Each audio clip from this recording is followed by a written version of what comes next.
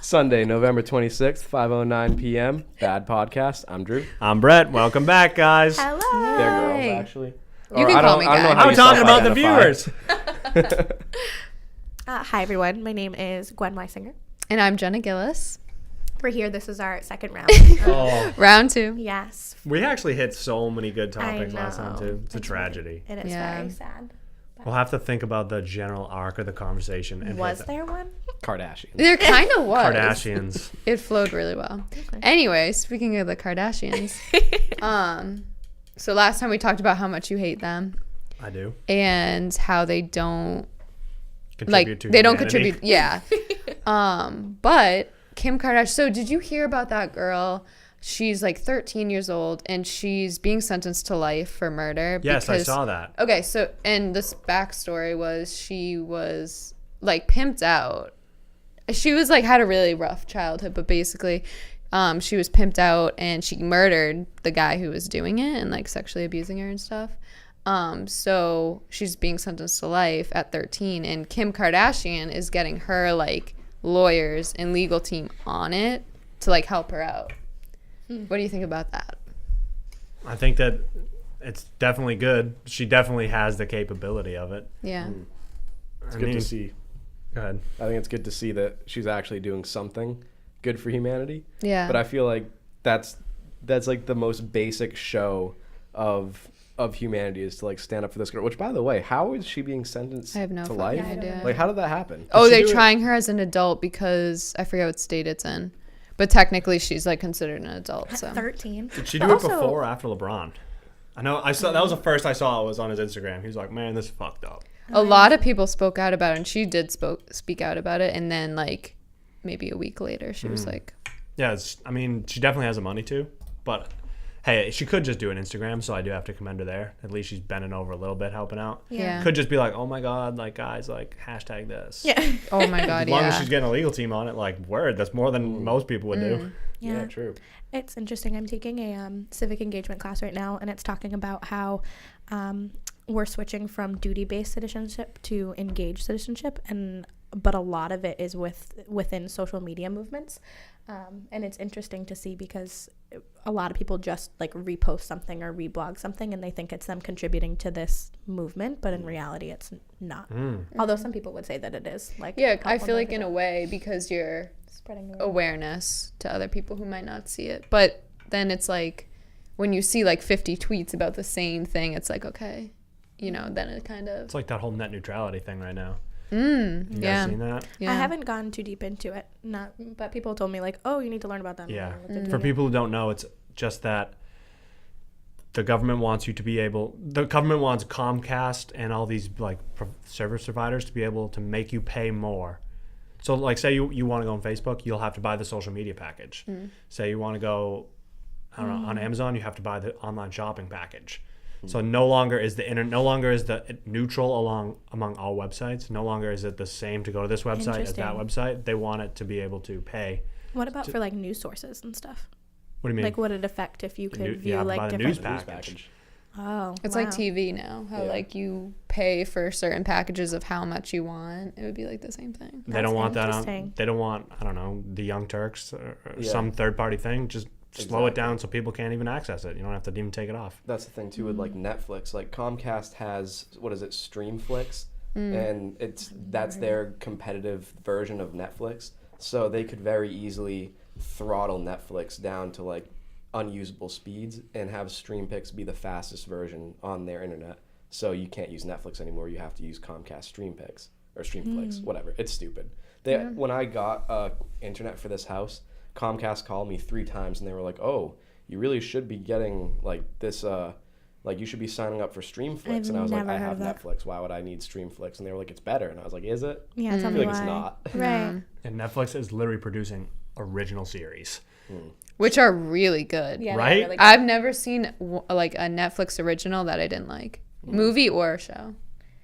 So back to this like net neutrality thing, I just feel like that would, if you think about people who can't afford things already, like if you're taking away this huge source of information that they can get, I feel like that's gonna just continue to widen this gap between rich and poor. That's horrible. The internet is no longer the internet. Right. They're trying to kill the internet. It's How do you feel funny. about that? I do not like that. I think that is, especially for people like us, like we're here, like, I don't know, like who knows? This could become a job, but if something like this happens, like people got to pay to access our content, not even pay us. Like Yeah. it's Pay Comcast. yeah, it's over. Do we think people will? Oh, people will buy it. But also, People I've pay for us. people, I didn't mean you specifically, but I saw that now a lot of billionaires are coming out and they're making like a false internet, not a false internet, but new types of internet, like Musk, Kim.com, Richard Branson. Like now they're all conspiring to a make different something kind of different. internet. Yeah, they want to make a worldwide internet using satellites, so you have Wi-Fi everywhere, and it's totally new. Bless. I hope so, because right now the only thing you have is Comcast or like AT&T, and that's it. Right. Which is, it's super funny too, because Comcast's statement was like, me. "Oh, we support an open internet. Like, we're not gonna do that. We're not gonna throttle different websites. We're gonna keep it open. We're gonna keep it free. Just let us have this freedom. Like, we're not gonna do it, but let us. But we won't. But Then why do you want it? Yeah, like it Yeah. doesn't make any sense why they would ask for it if they're not gonna take advantage of it. It's that Yeah. shithead Ajit Pai. That's his name. Oh my God, Comcast is just such a dude. It's rated as the worst company in America, or the most Is it hated really? company in America. Really? I hate Comcast, that company. the most Wow. hated company. That's so so shitty. interesting. They're just so bad to deal with. Yeah. Have you ever had to have an interaction with them? No, I don't have Comcast. I envy you. Yeah. Literally. Ugh. Yeah, no, I don't have them. It's weird to think about people thinking about creating a new internet. Like, I can't even begin to picture what that looks like, and the fact that people are like, oh, we're gonna create this thing that no one else has ever thought of before. That's really cool. Also kind of I don't even scary, know but what it would consist of, how it would work, but yeah. these billionaires just have. That's like one good thing about capitalism. Like everyone shits on it, but we have these Abilities elite to- billionaires who are now taking problems into their own hands. But really only because this benefits them. It does. Yeah, but like they would never, if losing the internet didn't affect them at all, like they wouldn't care. So it's At kind the of, same time, Musk and them are all like trying to get us into space, and they're trying to drill tunnels under LA, and they're trying to bring us towards electric cars. Like it's not all just like Yeah. it is motivated by self gain because it like that's what Of course. that's what it is. yeah. Yeah. But there is an undertone of humanitarianism in there. In my cultural psych class, we were talking about like where capitalism came from. I think I talked to one or two of you about this, but they were talking about the Protestant Reformation. Oh, I just learned about that. Oh, you did? What class were you? It's like social theory for sociology. Oh, cool. But yeah, I was talking about how we switched from a collectivist view to an individualistic view of religion. So instead of us like all as a human race going to heaven or hell together, it became like an individual. So like you could go to heaven, but I could go to hell. And these people's only like inkling of knowing if they were going to go to heaven or hell is what they thought of themselves. And so they were saying that capitalism grew from people having money and seeing like, okay, well, if I have money, then I'm like gifted by God, I'm a good person, I can have more money. And then instead of investing their money into things other than the church and like growing the community around them, it was more about how can I get myself more money, because this is reaffirming the fact that I'm going to heaven. But it just blows my mind that like things that were, because I don't think any of us are religious here, but like we're affected by that, and like the way that our brain is shaped and the way that we act is affected by religious movements from the past, and that Absolutely. blows my mind. It's so weird. For real. It That's shapes our society. What'd you say? That's insane how like we thought of humanity as a whole going to heaven or hell. Isn't that crazy? That is a foreign thought. I know. Yeah, I feel like we would be a lot better people to other people if that was the view that we had, that like we're all in this together and we had this strong sense of community. But it's not like that anymore. I wonder what made that shift. You know, like Agriculture. you think so? I think that's where it all started. That's Same where way. like before, when you were living in a small tribe of people and everybody depended on everybody else, like if you were hiding food or if you were hiding food, like that now affects my survival. Right. So you have to depend on the other people.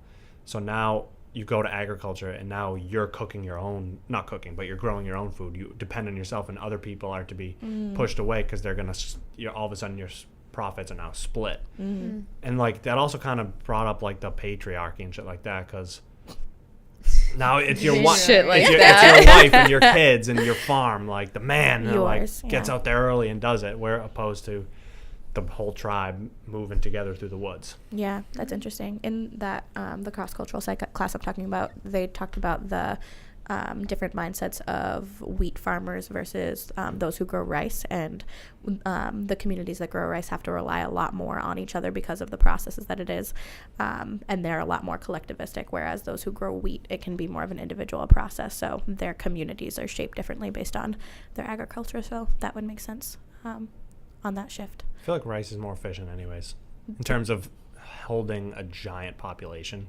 Yeah. Like just look at India, China, Yeah. Mongolia. I love learning about other cultures. It's so interesting. If you ever have more time in your schedule here, you probably don't, right? I'm an anthropology minor, so. Oh, okay.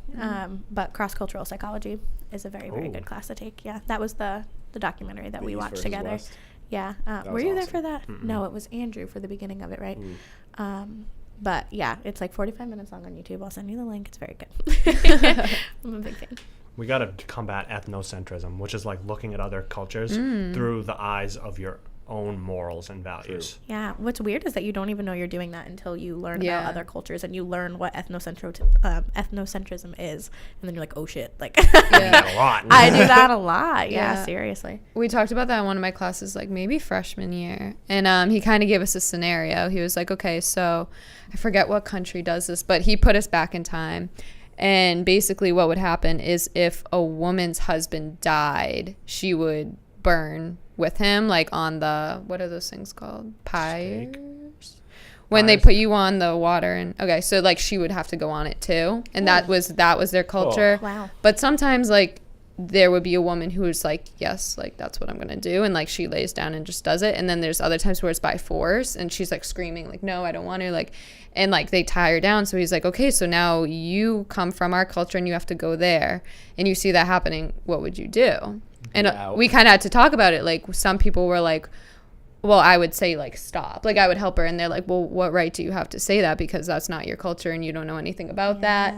But like morally you are just like, I need to help her. But then if you don't, you're going along with their culture. But like it's like a weird scenario to put yourself in. Yeah, I feel like people put respect for others' cultures above respect for like the person or respect for the individual. Like if I saw someone like being strapped screaming to this like rapper gonna light on fire, I'd be like, oh well, you know, I gotta respect their culture. Like no, I'm gonna go there and try to like you gotta, because we're empathetic, but at the same time it's like almost disrespectful, because like I mean we do like fucked up shit too.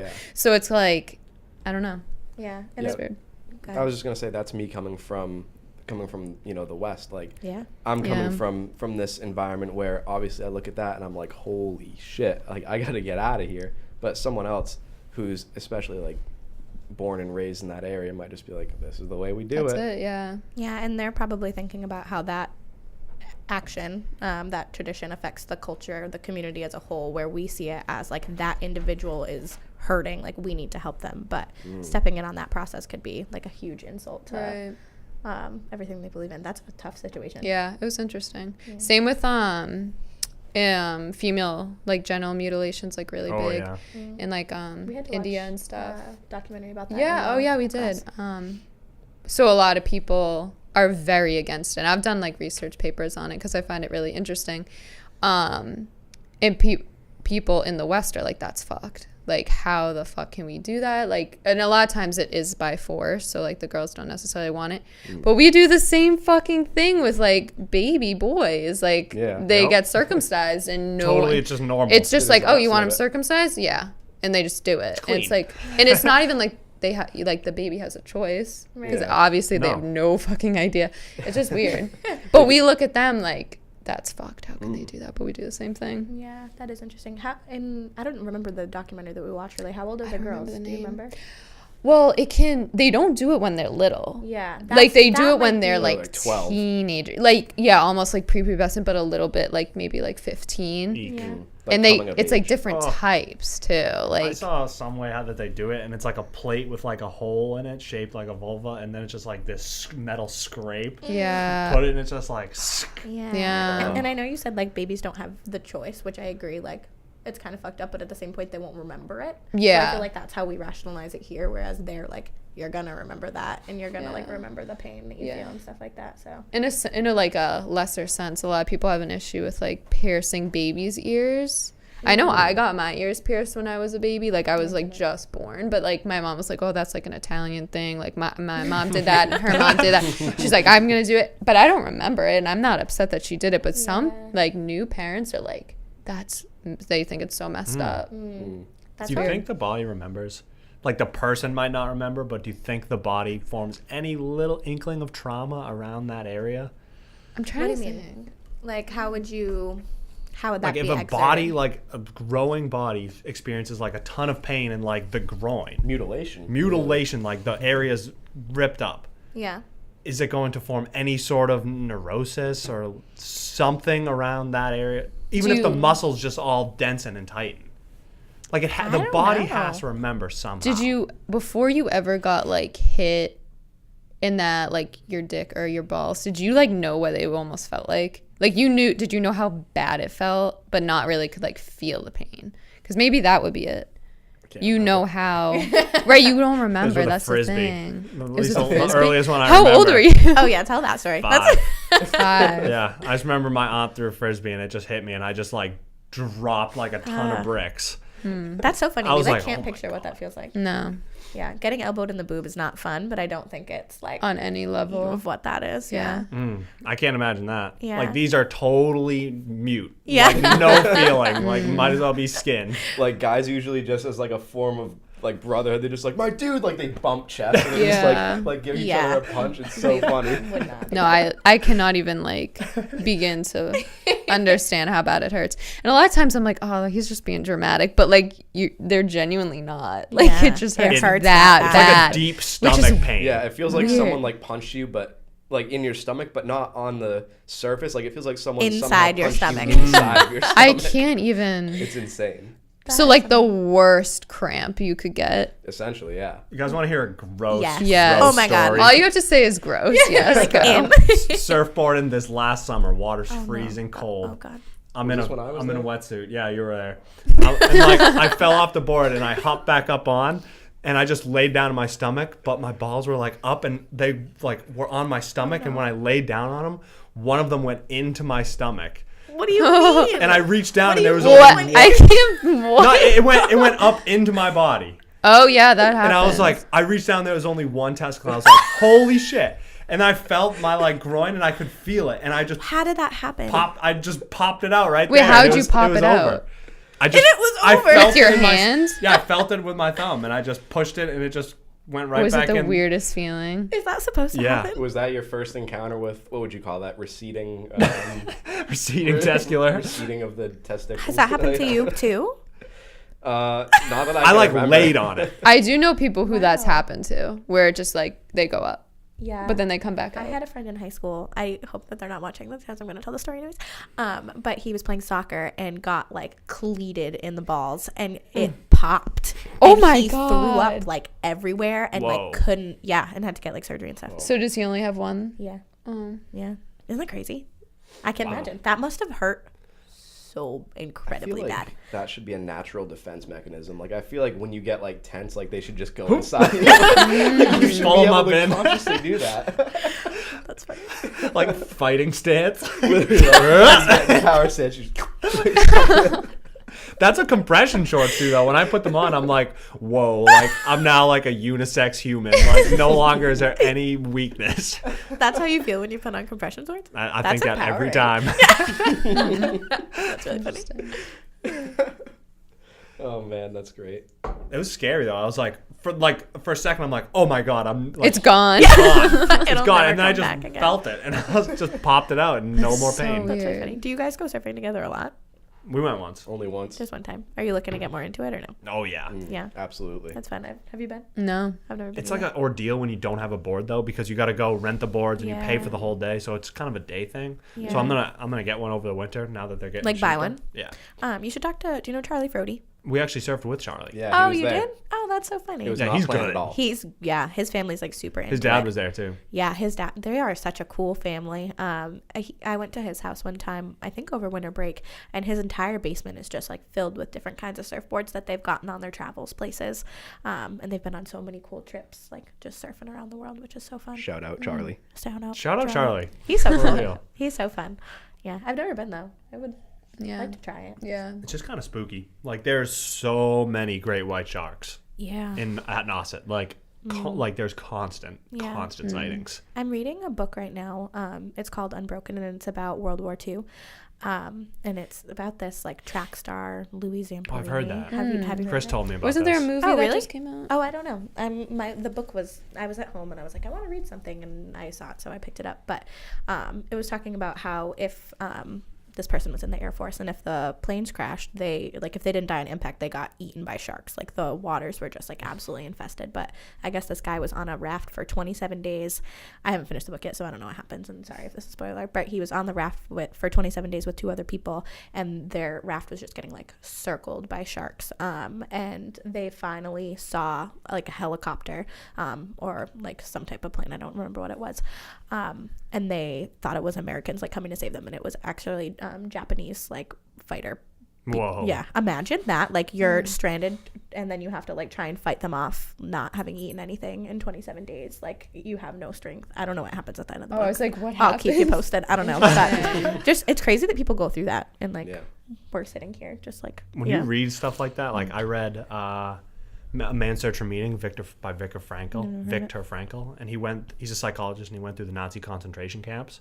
And when you just read how they treated people, like you just realize, you're like, wow, I'm so soft. Yeah. And what was really interesting about the book, it talks about how many people in the Air Force had died during World War II, but most of it was due to accidents. Like the planes were just not sturdy, and they would crash, and it wasn't even like they were going into combat. It was like they were practicing flying. They would get like lost in the fog and then never come back. And that was like 70% of the deaths of like Air Force pilots in the World War II, which is crazy because like you think those things would be that didn't have to happen, you know? Proper engineering. Right, yeah. But they were just coming up with the technology. It's very interesting. Do you know what was one of the most haunting parts of that book?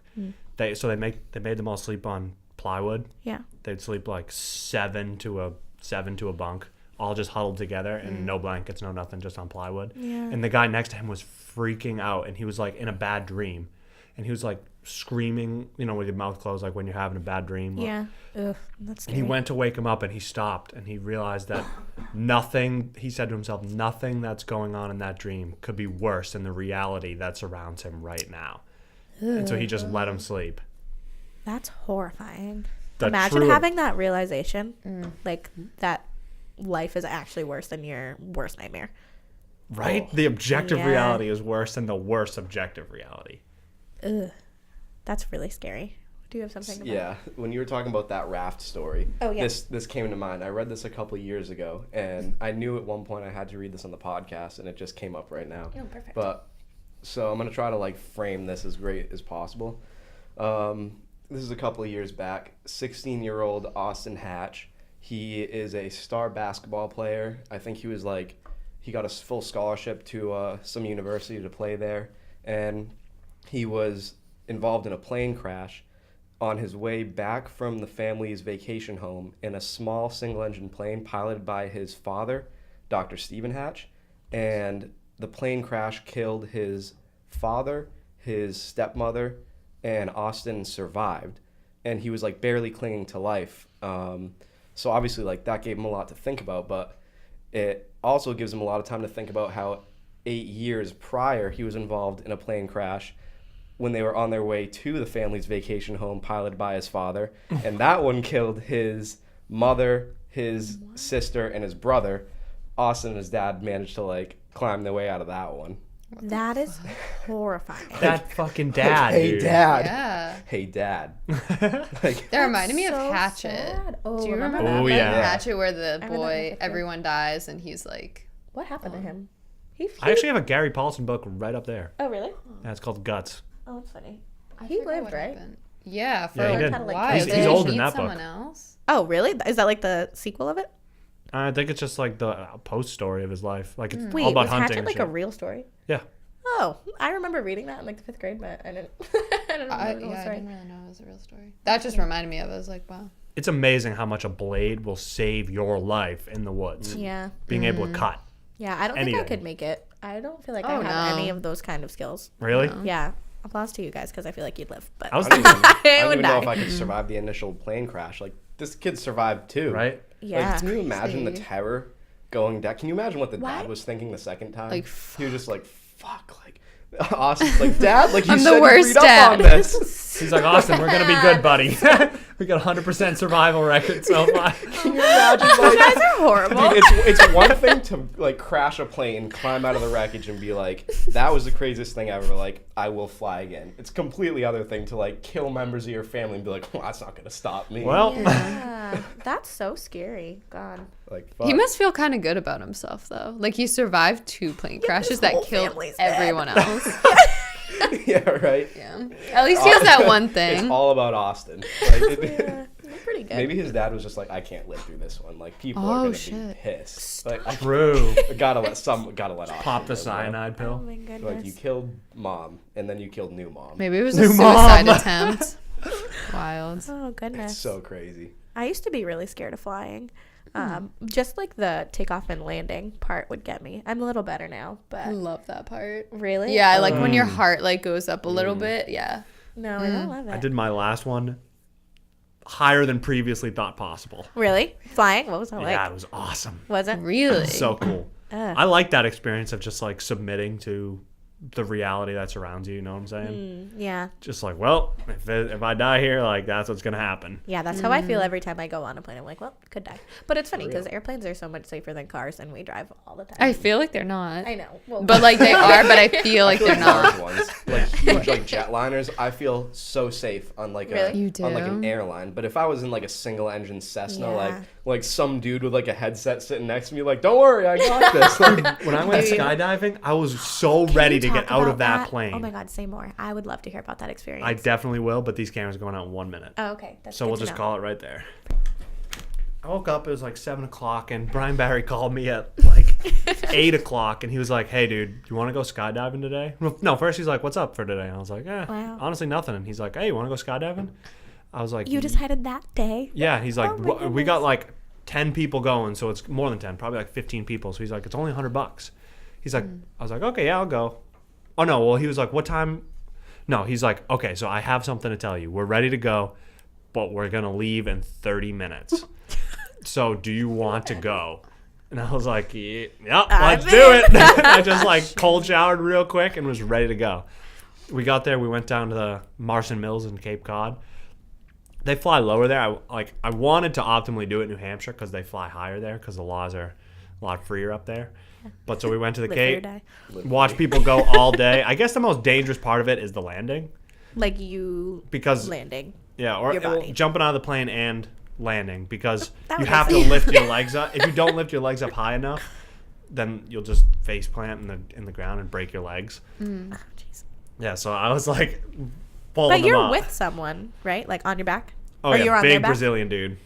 Are you on his back or is he on your No, back? he's on my back. Because he has the right. Yep. So we Got it. watched like a couple people go, and then Brian and I went up in the plane together. What was the scariest part? Probably. Oh, the scariest part by far was when he just opens the door at like 7,500 feet. whooshes in. Yeah, and he's like, "Hey, little man!" He's like, "Step down that ledge right there."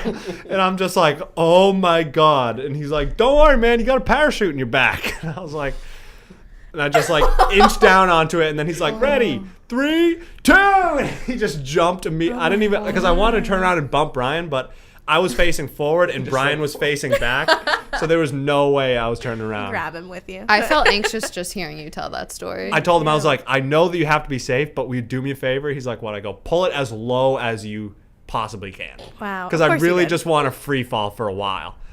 And then he's like, we pulled it pretty low, but he was like, he handed me the things, and I was like, oh shit! And I was like controlling it, and then he's like, all right, just be careful, and I was like, and we were just doing like circles in so there. funny. It was so fun. Could Did you it- hear him?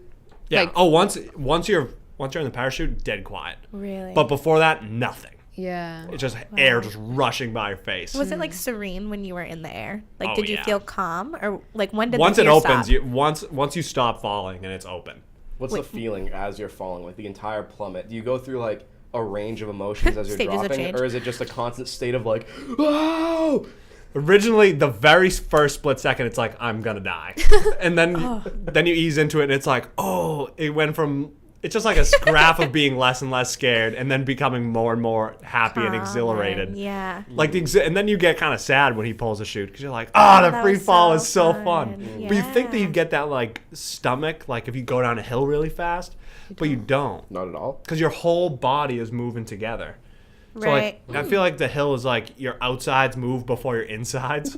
But Do you like think that's actually I think how it that's goes? my bro science. I think what it is like if you're like in a roller coaster, you're not free falling. Like your body is being pulled by this weight. So like you're actually just you're accelerating reacting faster than to you're it, supposed yeah. to. Yeah, but I feel like if you're again bro science, but like when you're falling, I feel like you have the time to actually speed up the way your body's supposed to. Yeah, that's what I'm thinking. Like when your body's pulled down, like the outside of your body is like, whereas your organs, your outside of your body's pulled down real fast, whereas the organs like just as like a second little lag, like they squish together. Whereas this, your whole I love body bro is science. accelerating at the same time. It's not rocket science. It's bro It's science, which is like regular science, but much harder. And better. That's Much so better. fun. How long was it, like the fall? Total, Yeah. 5 minutes. If So that. how long were you without a parachute? 15 seconds, 20 Oh, seconds. really? You cover ground, man.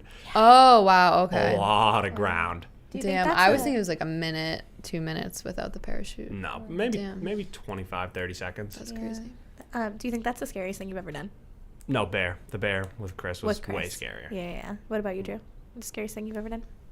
Scariest, it wasn't really a thing that I did, but the scariest moment of my life was when I was being fucking chased out of Paul Dever Oh. by this like crazy dude.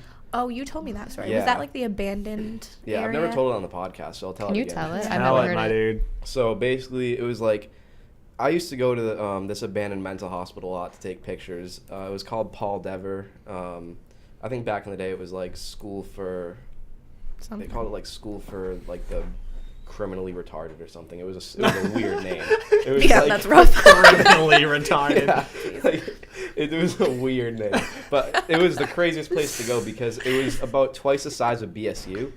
It wasn't like one building. It was like a compound of a bunch of buildings connected by these underground tunnels, and there was also a bunch of streets in between them. It was kind of like a mini like city, and it'd been abandoned for like 10 years, so there are no street lights in there. It's like completely quiet, just a bunch of overgrown shit. So we go, it was like 2 a.m, and I was with this girl. We go like deep into the center of it, into this one building where we wanted to take pictures there because it was an abandoned gym. So it was like a big open gymnasium. And we get there, and so mind you, there were a bunch of rumors that we had heard that like satanic cults would go there and they would like sacrifice cats and shit. And we were like, oh, whatever, that's crazy. But we get there, and there's 2 cat dishes outside the building. That's One so of them creepy. has fresh cat food in it, like wet cat food, and the other one has water. And we're like, whoa, that's weird. Yeah. But we didn't really think anything of it. And we go inside, and there was this cat inside the building, and it was sliced down the middle and ripped open and flattened like a bear rug. Like if you've ever seen one of those bear rugs that are like just the skin and it's like laying flat, it was a cat, and it looked just like that. It was horrifying, and we just we looked at it and we were like, gotta get the fuck out of here. Especially because it's wet cat food. Like, Yeah, like they had just put it out. Fresh. Yeah. We were like, holy shit. So we just dipped. And on our way out, we get to this like intersection. Remember, it's pitch black out. There's nothing. And it's also silent because we're away from the city. So like you can't hear any cars going by. It's just complete silence, like crickets. And we get to the middle of this intersection, and all of a sudden we hear like the sound of like someone jumping off of a platform. Like almost like they just jumped off a front step. Right. And they just start walking towards us, and it must have been like 40 yards away from us, just like slowly walking towards us. So we froze. Were you in a car or No, we're walking. Okay. Because it's all like locked up gates, so you Right. can't really drive a car in there. So we just like freeze in the middle of this intersection. I have like a big mag light, but I hadn't turned it on yet because we were trying to be stealthy, and I didn't want to turn it on and like show him where we were.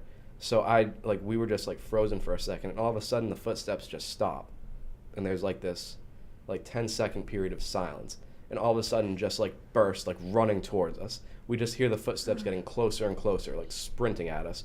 So she like ran track, so she was fat. Like, we were just out of there. I was trying to keep up with her, and oh my god, dude, we must have ran. It was like a quarter of a mile to get back to the car. Oh my god. Or not a quarter. It was like 3/4 of a mile. So That's a long sprint. it was the fastest I've ever run in my life. Yeah. And I wasn't even fully in the car yet by the time it was moving and driving. Like, dude, we had ran up until you get to where the streetlights are from the surrounding town, and he followed us all the way. We heard the footsteps behind us the whole way until you could see my car is when he like cut back. And we knew it wasn't a security guard because I'd been approached by security guards there before. And they usually, like, they're in a car or they have a flashlight. Probably announce Yeah, and themselves, they're like, too. hey, like, what are you doing? But, like, silence, nothing but footsteps. Oh, that's so scary. It was absolutely horrifying. And that was the scariest moment of my life. Wow.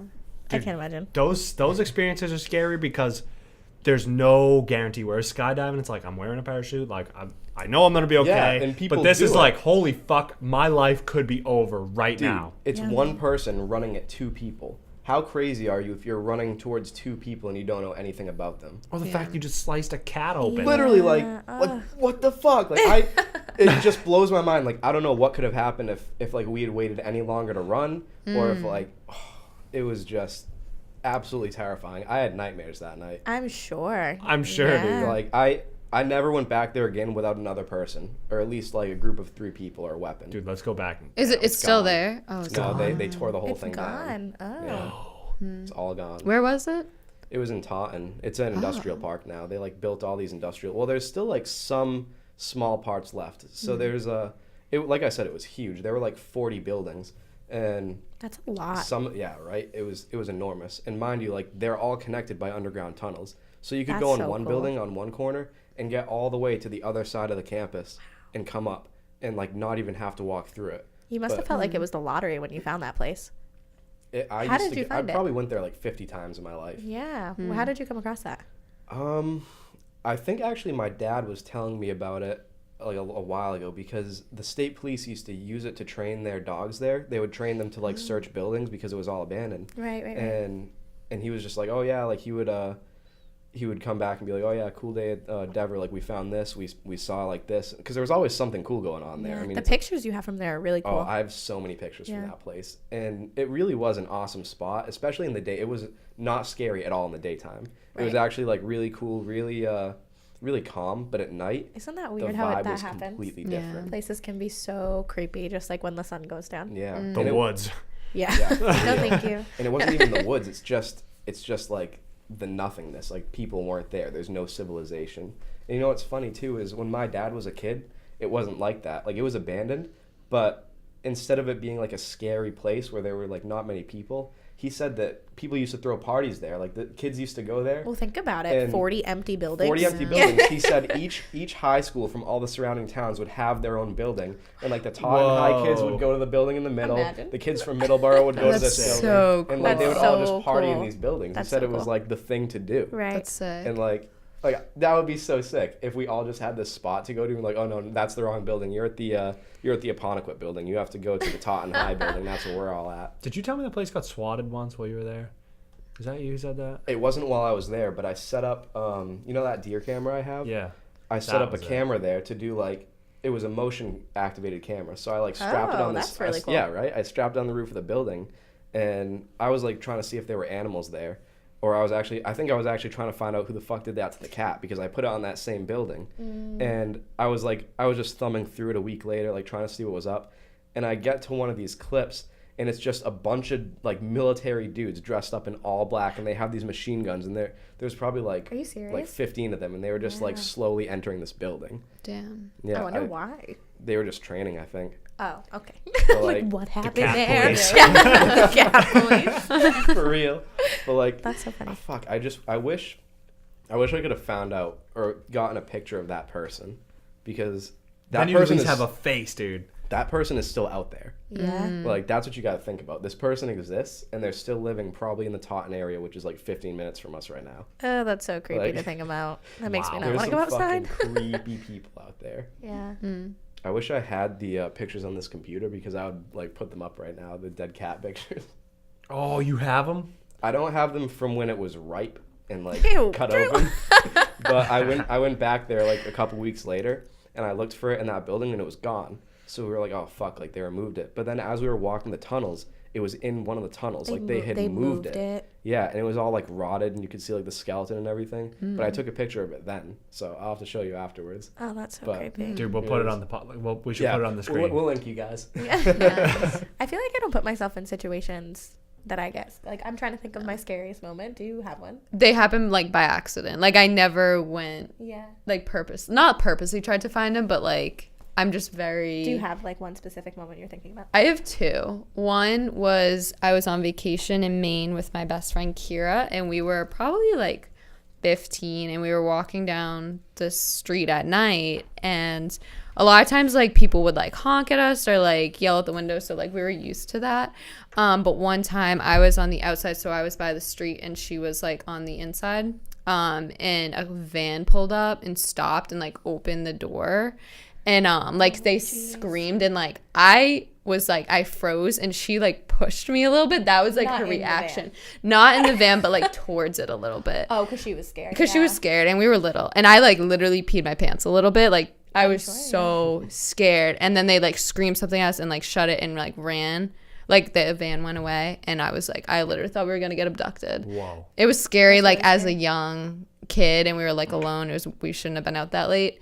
The second time was me and my group of friends like to hang out in the graveyard. I don't anymore because of this story. So we're at the top of the Mount Prospect graveyard. There's like a top hill where we sit, and we can like you can see everything. So one time we're sitting up there just like eating, and this guy's walking, like you can see the sidewalk and it's lit up, but we're not lit up. So you would not be able to see us. And he like stops, and I was like, oh fuck. I was like, everyone stop talking. And he like turns, and I saw him turn, but I was like, he just turned to us. He's looking at us. And they were like, oh no, like he just stopped, like he's on his phone, whatever. And I was like, no, he's looking at us. And then we see his head go like straight again. I was like, okay, we need to like go. And they're like, no, like he doesn't see us, it's fine. And he walks a little bit more, and then he stops like under this beam of light and turns. And I was like, for like 30 seconds stares at us. And I was like, how does he see us? Like there's no way he sees us, but he sees us. I was like, we need to go.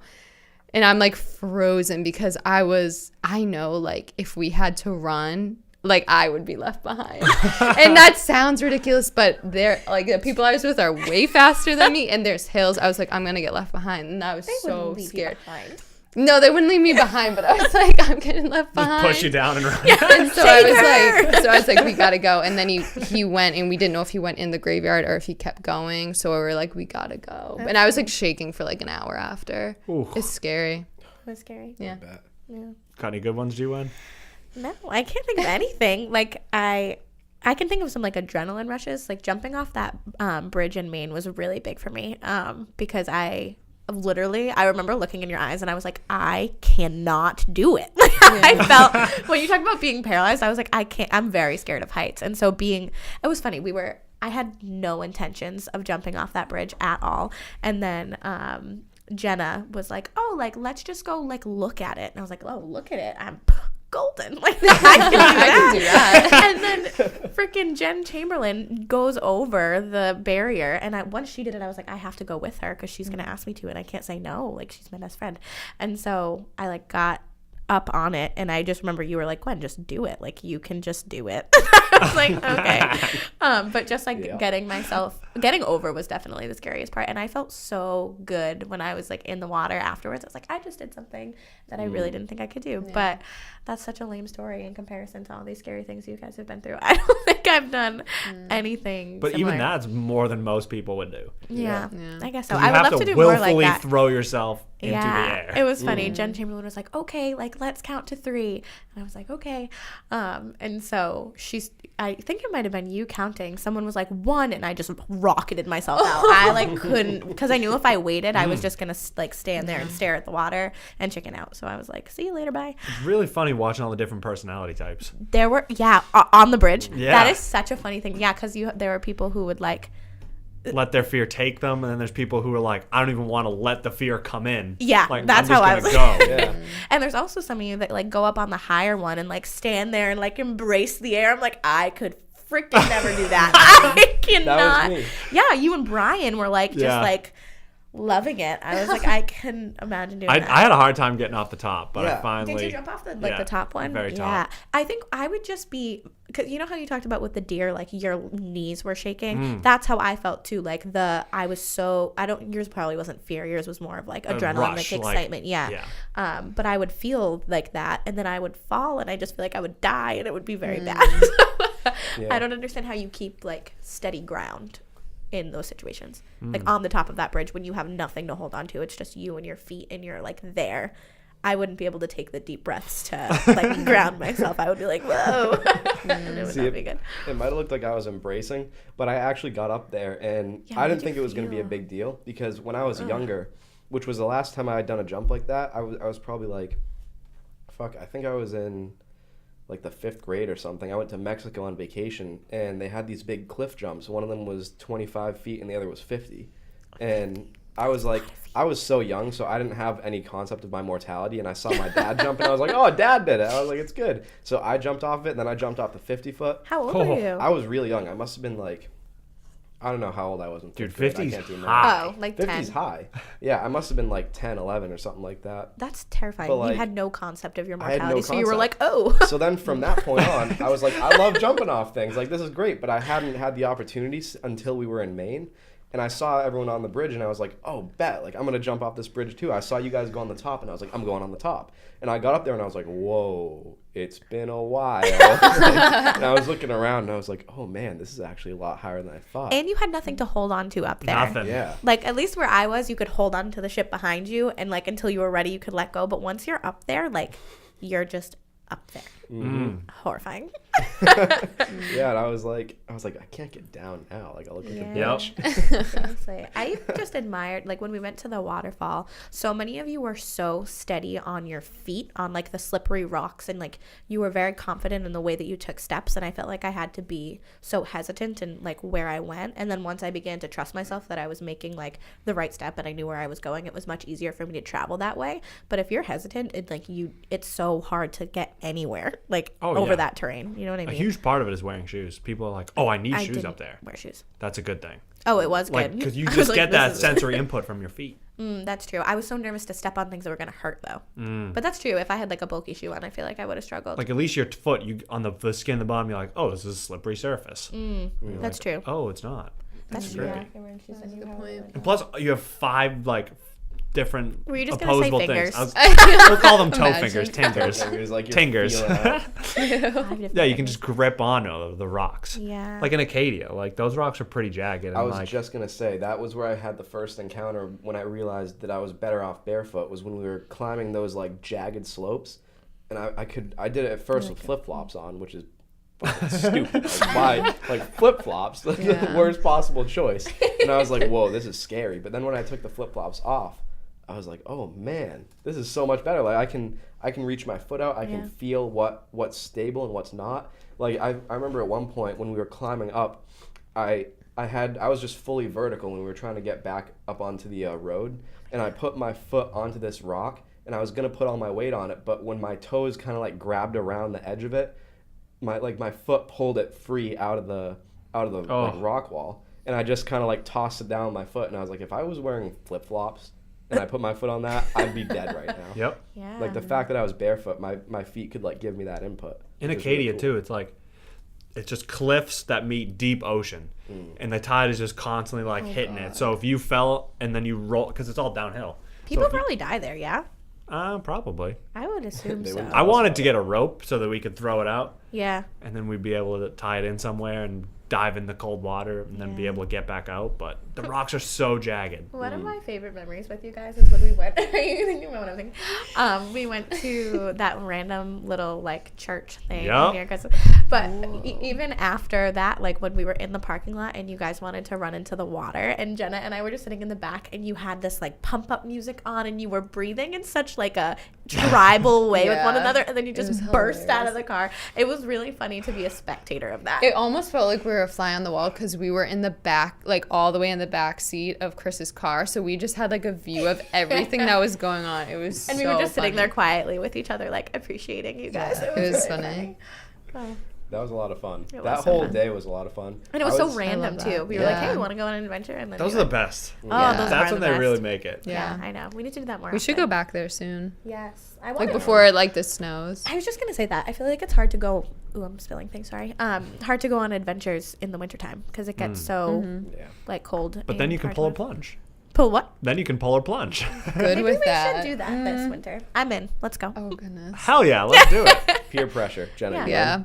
If everyone's doing it, I'll do it. Exactly. Yeah, The thing about that trip was I was completely sleep deprived when we went there, and I hadn't eaten anything since breakfast that day. that Wendy's. That, we That had, Wendy's Yeah. trip was And like, so good. so when we were sitting there on the porch and we were all just drinking and like rattling off. Yeah. I was like shaking from the cold, and I was like, It was cold. yeah, Yeah, it was, you need that energy. it was the food cold. I energy. didn't have any sleep energy, and I didn't have any food to like burn off. I was just like, Yeah. I felt like I was dying over there. Yeah. It was a lot of fun though. It was so much fun, and we saw a beautiful sunset. yeah. That over the view water. was Yeah. unbelievable. That was so fun. Those are some of like the best memories from college. Are like the random days where you're just like, hey, like let's go do something, and then Yeah. you go and experience it. I love that stuff. Hmm. I It's had even a better dream. when you bring it back, but continue. I was just Dream. gonna say I had a dream we went back there at one point. Oh, really? It was really brief, but we were just like, I think we were hanging out here and we were just like, oh, what should we do today? And I think Chris was like, oh, let's go to that spot, and everyone was just, oh, Let's all do right, it, well, dude. down, I'm let's down do with it. That's so fun. We'll have to go back. Even if it's just in a dream. Yeah. Let's meet up there in our How dreams cool would tonight. it? I was just gonna say that. How cool would that be if you could actually have shared dreams? Do you think that's possible? Oh. I don't know. I had a dream. I was walking down the street telling Chris about my dreams the other night. You said so- that. Yeah.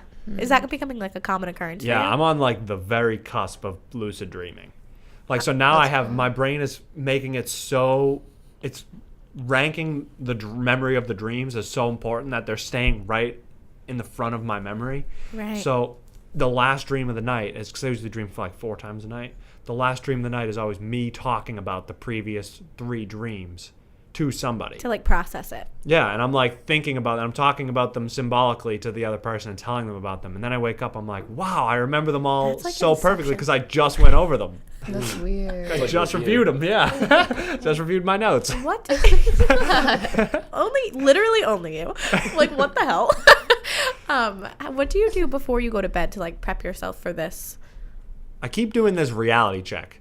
What did you say? So reality check is when you do something so many times to prove to yourself that you're in physical reality that it becomes it becomes automatic. Like, can you give an example? So the one I do is where you just like look at your hand and you're like, you think I'm gonna turn my hand over, and then you just turn your hand over. And because you're here in concrete Wait, this is like reality. you're in your bed. It is dark. I do this multiple times a day. I want to make it so subconscious that I'll do it in my dream. And eventually in the dream I'll be like, I'm going to turn my hand over. And then in the dream, once you turn your hand over, you can now control your dream. Okay, interesting. It's a reality You, check. Count your fingers, because Yeah, sometimes if you count your fingers in your dream, like it doesn't come out like the right number. What's like the definition of lucid dreaming? Like, you know you're dreaming and you can control your dreams. Is that Control to a point, yeah. But you're conscious in your dream. okay? Yeah. Like you're aware that you're asleep. Okay. The only thing I've ever done, like, it was lucid dreaming. I think it was like forcing myself into sleep paralysis. Did we talk about this? Yeah. Where like you lay like flat on your back and your body falls asleep but your brain doesn't. That shit is scary. It is. Were you the one that said you wish you never did that? Who was it? Oh no, it was Benny Lowe. He was talking about that, and he said that it's like fucked up his dreams for a while now because he won't be able to wake up from his dreams after like while he's in them, Whoa. and he'll get stuck in this sleep paralysis because he like forced himself to do That it happened to me one time. One time I woke up, but only like my mind woke up and my whole body was asleep. It's horrifying. And I was like, holy shit, I can't move. Am I Yeah. paralyzed? yeah. And then I remember I just did like the biggest movement, and I just felt like I was broken out of like an ice cast. Yeah, I like got myself there. So I was laying on my back, and you're supposed to. I've read something about it somewhere. I don't know where, but you're supposed to repeat like one word that doesn't really mean like much to you in your brain, so you get into this like rhythmic thinking, I guess. And your body will start to like you'll want to scratch your nose and you'll want to move, but you're supposed to just like force yourself to stay still. Because when you know those That trance. Yeah, you know those twitches and stuff that you have when you're about to fall asleep? That's your body being like, oh, you're still awake. So you're supposed to like dull those feelings. And then eventually, it was so weird. I could see through my eyelids. Like my eyes were closed and I could see my entire room, but I knew that my eyes were closed. Whoa. And you hear this like, your head feels like full with this like zzz noise. It was so, and I couldn't move my body and I couldn't get out of it, and I was like, oh my god, this is the scariest shit that I've ever. Maybe that's my scariest moment. There we go. I did it to myself. Circle. Full circle. But then I got myself out of it, and I was like, I never want to do that again. It was so scary because you feel trapped in your own body. And That's how it happened to me. I was in Wigan and I was doing the same thing, like resisting all the urge to move, but I wasn't trying to go into sleep paralysis. I had read a lot about it, Right. And from what I had read, everyone was like, "Oh, it's scary as shit. Don't do it." So I kind of wanted to do it at the same time, and I was just kind of like toying with it while I was going to sleep, and I was like, "All right, just resist the urge." I had no intentions of going into sleep paralysis, Right. But at one point, I had this like urge to roll over, and I went to do it, and I couldn't move, and I was just like, "Oh my god!" It's here. And I was just like, "What do I do? What do I do?" And I was like, "Stay in it. Like, don't try to fight it." And I just completely stayed in it because they say that is one of the precursors to lucid dreaming. Oh, really? Yeah, so I was like, I'm just going to stay in this as long as I can.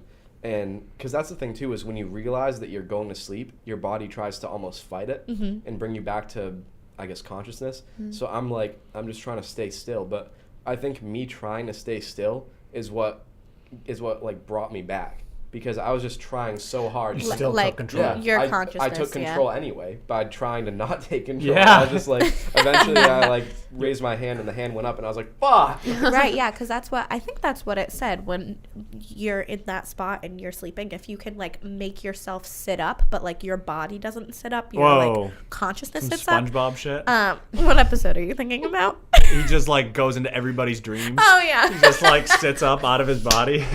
Yeah, that's what I was going for, I guess. But it was weird because when I could see my room, but you can feel your eyelids. Have you ever been like? Have you ever tried to be hypnotized? No. You never. So one of the tests for it to like see if you can do it is if your eyelids shake, because I guess that means that you're going into that like REM, maybe not REM sleep, but in that like sleep world kind of. So I could feel my eyelids shaking, but I could see through them. It was very, very bizarre. Yeah. Do you believe in hypnotism? Yeah, it's like a thing, right? But like hypnotist shows, like I think that's bullshit. Oh, I don't know. What do you guys think? I've never been hypnotized. Have you been to a hypnotist show? I have not. I heard that It's the most person- ridiculous thing in the world. The person needs to believe that they can be hypnotized. in Yeah. order for it Have to you work. been to one? Never. It's basically so people volunteer to go up because obviously you have to be willing, and then they do a test. Yeah. And people fake it like the entire time. Even the people who get picked, You can like feel when people are faking they're it. faking Yeah. it. And I just That reminds me. Continue, but I have a story. You have a story? okay. Yeah, no, I was just basically ending it there. But yeah, you can feel that it's fake, and I just don't I believe in don't it. feel like for everybody it's fake though. I 100% think it's people who want attention, and they go up and they're the best actors. I went to a theory. Catholic high school, Okay. and the dean spoke in tongues. So he would literally, Wait, like legitimately? like he'd be like, blah, blah, blah, and he would pray over people, and it did This this. happened at your school? Yeah, and they did. I swear, I'm not. I'm not No, I spitting believe you. one lie right now. I believe you. And he would pray over them. Wait, and and people would why? say that In the what Holy situation? Spirit would overcome them, and he would literally like put people to sleep. Like people would be behind the person, and he would literally like This push you happened in back. school? In my school, and he would push them back and lay them down on the ground, and people would just be acting like they're acting like Yeah. that they're just overtaken by this thing. Yeah, I've seen those videos before. We remember that we watched the documentary. You grew up in a school system like that? How did I you not come out happen? of an atheist? I have to use the bathroom. I'm right back. How did that happen? That's a It wild was high a school. trip. I bet, dude. I bet. Isn't it that bizarre that Brett came from that? Yeah, it's very strange. I can't imagine being in a school system. Can you like that. imagine? I Like, would have to leave. Yeah. I would be like, the first day, if that happened, I'd be like, okay, I need to go. literally like Imagine putting his trans- hand over you. Oh my god, imagine transferring into it. Like, I bet most of them grew up in it, so it was normal, but imagine transferring and being like, oh my god, like, that's the dean of my school. That's terrifying. Like Yeah. this is supposed to be a master educator. This is supposed to be an intellectual heavyweight that's just like. But people believe in that stuff so So wholeheartedly, heavily that yeah. that's their Like, that's their reality. You remember we watched Jesus Camp and like if you've never seen it, it's funny as shit. It's not supposed to be funny, but it's wicked funny. It's funny, but it's creepy.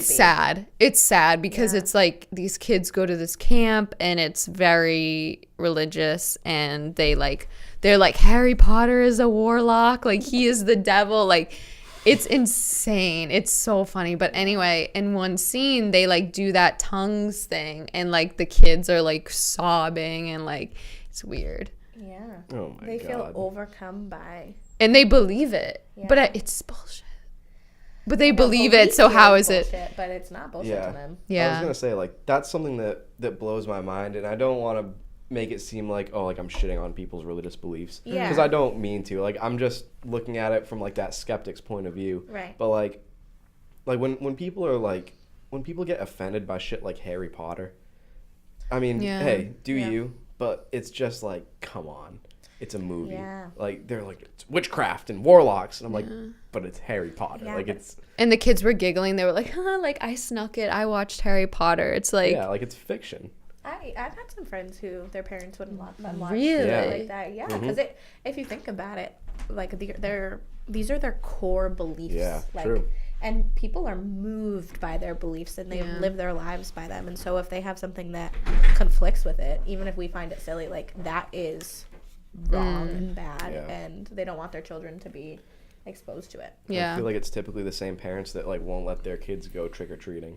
Yeah. Because it's like, true. they're like, no, like, demons. Yeah. Dude, someone told me that their parents would let them watch SpongeBob. I've heard a lot of parents not let them. A lot of the reason is because it like shows like that, and they're getting more common, mess with your attention span, because no longer is it like one story that's being followed through, but it's like scene after scene after scene of like things that don't necessarily go together, and I guess it's like not super good for kids' brains. Yeah. I loved SpongeBob, and I'm fine, and I watch SpongeBob is SpongeBob. way deeper than people give it credit for. I feel like I haven't watched it like It in really this is. brain to think about it like that. Like, just the topics they deal with. Like, there's one point where he's trying to understand Opposite Day, and he's like, so Squidward is he's like, Squidward is SpongeBob, and I'm Squidward, and Patrick is Squidward, and he's like tying himself up in a knot, and then at the end he's like, oh, I understand it, and I'm like, oh, he's literally talking about logic. Like, we write this whole long thing out, and he's like, and then we're like, oh, okay, yeah, that's it. Yeah. No, I love SpongeBob, but yeah, I had friends too. Their parents wouldn't let them watch it. And the kids I babysit, they're not allowed to watch it either. Really? Wow. Yeah. Do the parents say why?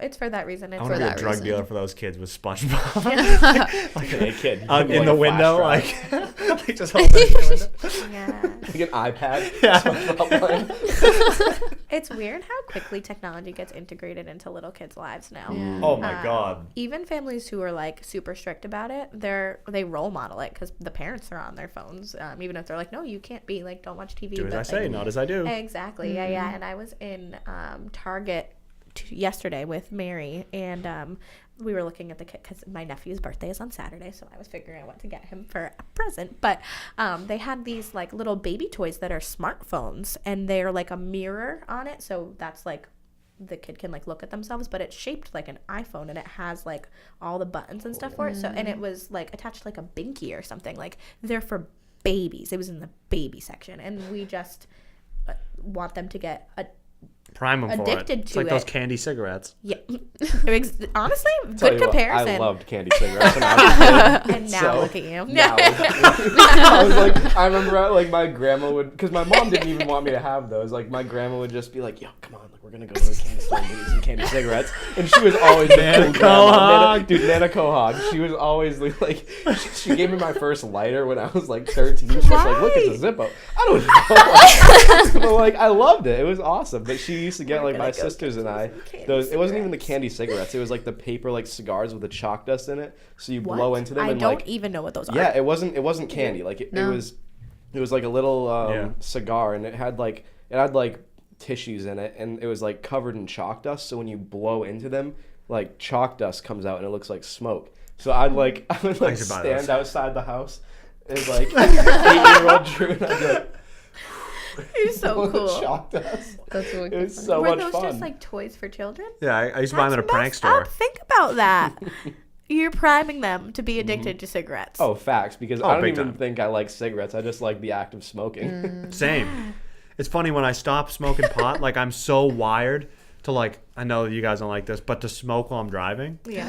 And so now when there's no pot, like that causes a craving. So I'm like, okay, so I burn an incense in there because that brings the smell and That's there's way smoke better. in the Keep doing car that, and like even when Yeah, you're I like that better. Yeah, seriously. Do you think they're gonna come up with laws against pot and driving? Are Oh, they yeah, they already? have. They are. What There you are go. they? It's already illegal. Just It's illegal? been illegal. Operating but under there's influence. just like there's not really a Is there a 100% test like if you accurate. Yeah, there's no breathalyzer. Like you can't blow into it and they're like, oh, like you're this high because it measures like how much weed is in or how much THC is in your mouth, which isn't necessarily an indicator of how much is in your system because you could have just eaten an edible and it hasn't kicked in, or you could have smoked last night and you could be a scumbag and like not brush your teeth and you still have all that in your mouth. So like they'll definitely come up with technology I think soon so. to- But I'm yeah. hoping that by the time they do, cars drive themselves. So like You actually want that.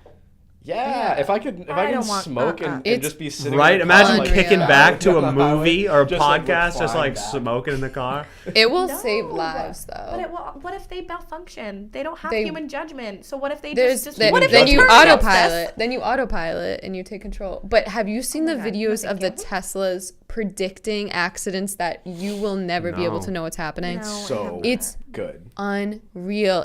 So there's like people have dash cams, and it goes like beep beep, and it goes into autopilot. Like not autopilot. It like drives. So like for the most part, people will drive, and then it goes like beep beep, and it like takes control, I guess. Yeah. And it moved the person over, and like 2 seconds later, a truck like flips.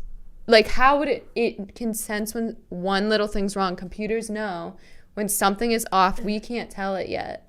Like we can't see that, but they see it. And they're like, okay, gotta move it. It's weird how we use verbs like they know, they see. Yeah, you're right. You know, they. They. The collective. Yeah, my teachers always do that. They're always like, who?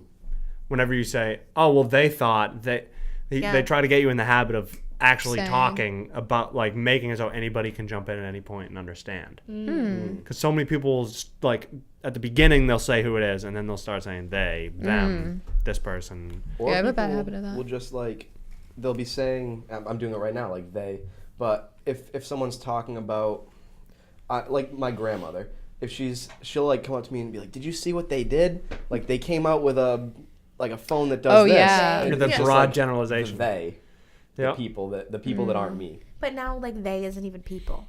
Like, when we talk about Siri, we say her, you know? Like, She. she, yeah. Like, it's Yeah. so Zim. weird. Zim and Zer. Do you want to go there? No, I don't. Let's not. Yeah, but it Do is you bizarre. think that, here's a good question. Do you think that AIs are, do you think that AIs are capable of true good or evil? Oh god. Whoa. Just converging like the two. I'm not even good and evil. We've moved past that. Yeah, We're gonna we go, already- Can AIs do good and evil? Well, based Yes. on what we were talking about last time, there is no good and evil. Oh, no. You, Brett. Right. I disagree. I feel like there is true good and true evil in the world, but I've reformed my argument a little bit insofar as in Acts there is a mix of good and evil in each one, making it a sort of gray. But for there to be a gray, there has to be a black and a white. I'm still in the So middle there of is it. a I mix don't- of good and evil in each of these acts. I'm in between you guys' points. I very much agreed with what you just said. He kind of got me there. Can you? I like where you're at, but I just don't know that good and evil are absolute like that. Like I know you're saying that there's like the gray, but the gray is made up of absolutes, you know? So I don't know necessarily if there is like an absolute moral good and an absolute moral evil unless you're talking about relative to humans. That's where you lose me. It is relative to humans, but also in all of existence, I guess I'm talking about human existence, but there's polarities. Things arise because there's two of them. Like we don't have, if everything was yes, then, or rather if you only had right, there's no such thing as right. Right. If you only have up, there's no such thing as down. So there needs to be It's like yin and yang. on off. Like there's I no feel like on those are without off. those are like truths though. Like yes and no, on and off. But I don't know if good and evil are necessary. I feel like in the constructive nature of what they represent, then yes. But I don't know. I just like that's the thing too. I feel like this is an area of bro science for me because I am nowhere near a philosophy major. Like I look at you as this like much more advanced philosopher than I am. But I don't know, this is just something an opinion that I formed way back. I just don't think that good and evil is absolute. Yeah, I also still feel like it's very subjective.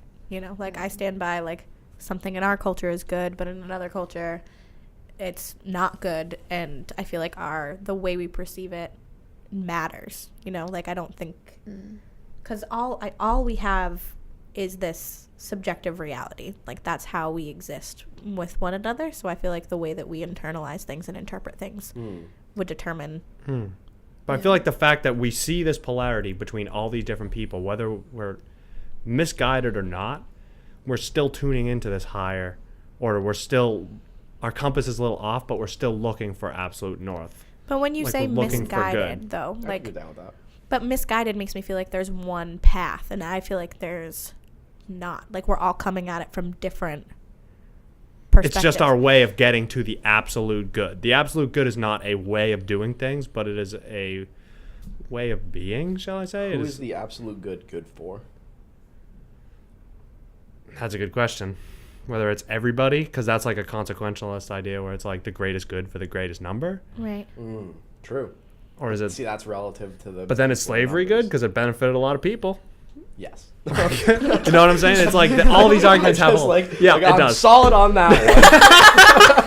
Oh my God. Next.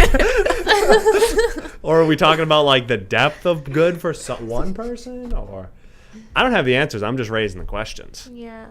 So I have a question. So if someone can do an act and they know it's bad and they know it's evil, but they know it's a bad thing to do, does that make them evil?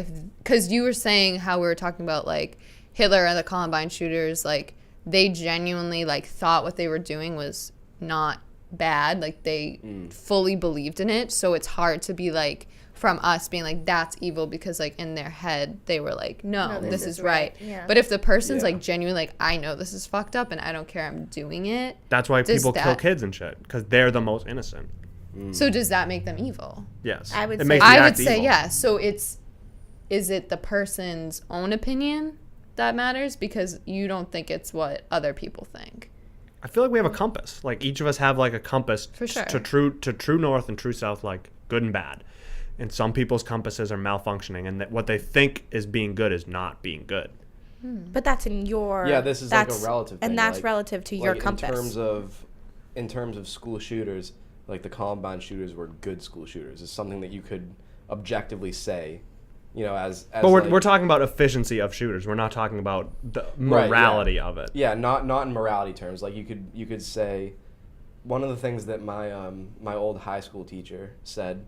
We were actually this was what kind of spun me into this direction of this like relativism was he was talking about like this rapist that had raped like I think like 20 people or something before he was caught, and so he was like oh, like this horrible bad rapist. And one of the kids in the class who was like the smartest kid in the class, he was like your like straight shooter. He went on to like this Ivy League school. He was like, oh no, that sounds like a good rapist. And everyone was like, what? Like everyone looked at him like he was fucking whack. But like the teacher was like, yeah, you're right. Like in terms of like efficiency, like that's a good rapist. By the meter. Yeah, by the meter. I mean, it sounds so fucked up to say, but like when you're talking about like the efficiency of that, like the efficiency of Hitler, like he killed Hitler a lot of people, man. Hitler was a what would you call him? A good, not dictator, but he was a good mass murderer. Yeah. Yeah. Like, you were great at it. I feel like it goes back to intention. So like, yes, I would say like it goes back to if you intend for something, if you're doing something because you intend it to be evil and you want to inflict harm, then that's evil. But if you're to you, but if you're doing it because you think it's going to be like the greatest good for your community, then I would say like that's good in the brain of that person. How that's perceived by society is different. Like a radical Islamist, like a suicide bomber is thinking that they're doing the righteous duty of God. Right. So in their mind, they're like the highest tier of good, when most of the society around them is just looking at them as this pure evil. Right. Yeah, it's a weird contradiction. But I mean, I feel like our country does stuff like that all the time. Oh yeah. You know, so I feel like a big part of this argument is the fact that you can't get around subjectivity, that all we know is human experience. yeah. And I feel like that's honestly a intellectual pitfall. Yeah. Because I feel like we can't get around it. So what are we going to do? Not talk about anything? So we have to use the tools afforded to us, our mind, and True. act as if what we're observing and what we're all agreeing upon is the truth, because that's all we have to work with. Yeah. So we have to look past, we have to understand at bottom that what we say is bullshit, because we can't get past subjectivity, but then we have to move forward from that. It's like math. It's like, what is math? Right. We don't know, but it works. So let's keep going. It's working. True. So we're all, and the fact that all these different cultures have concepts of good and evil at all just makes me think that there has to be this overlying structure. It's weird to think about. I feel like you said it once, how math is like the language of the universe. It's so true. It's just so the true. language of the material universe. And I suck at it. I'm not so good myself, I can't man. speak the But I language. like the idea of it. I don't speak the tongue, if you will. Yeah. So, okay, now that we talked about good and evil, what do we think about like AI? What was your like Oh, the direct initial question? Can AI do? Yeah, can AI do True good and evil. evil? Which I Can guess they do good and evil? What does that mean? Like, can they? I don't know. I guess Can they perform an act motivated upon receiving no good from it? Like, Oh. can they understand that an act is bad? For Yeah. I don't know. Because it might be bad for us, but good for Everybody them. involved. Like, what if AI looks at us and they're like, they are destroying the planet. They are completely fallible. Their operating system sucks. They're unpredictable. They kill each other. they're The ineffective and best inefficient. move Yeah. and the most moral right would be to eliminate them all and spread into the universe with our upgraded intellect. Would they say the moral right though? Like, is it a moral right, or is it like I don't this think is the they'll most look at it effective from a route? morality. They'll look at it in terms of like how you're saying, like Efficiency. like they're Look good. at It's a it. goodie. It's a good serial killer or whatever. They'll look at it in that light.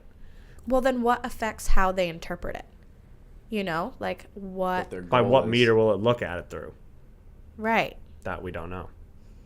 And we're creating these things without knowing the answers to these questions. That's the thing. There's a lot of smart people. Stephen Hawking, to name one of them, is actually petitioning to stop production until we really talk about these things. Isn't Elon Musk in the same boat? Is he? I'm not sure. I can't confirm nor Yeah, deny. I can't think Benny confirm, was but I talking to me thought- about that. Yeah. I think Elon Musk is saying like, "Whoa, we don't know what we're doing yet." But like, that's the thing about humans. When we created the first atom bomb, all the scientists that were working on it were like talking to the military. They were like, "Do not use this. We don't know if like this very well might be able to evaporate the entire ozone and kill us all the first time it erupts."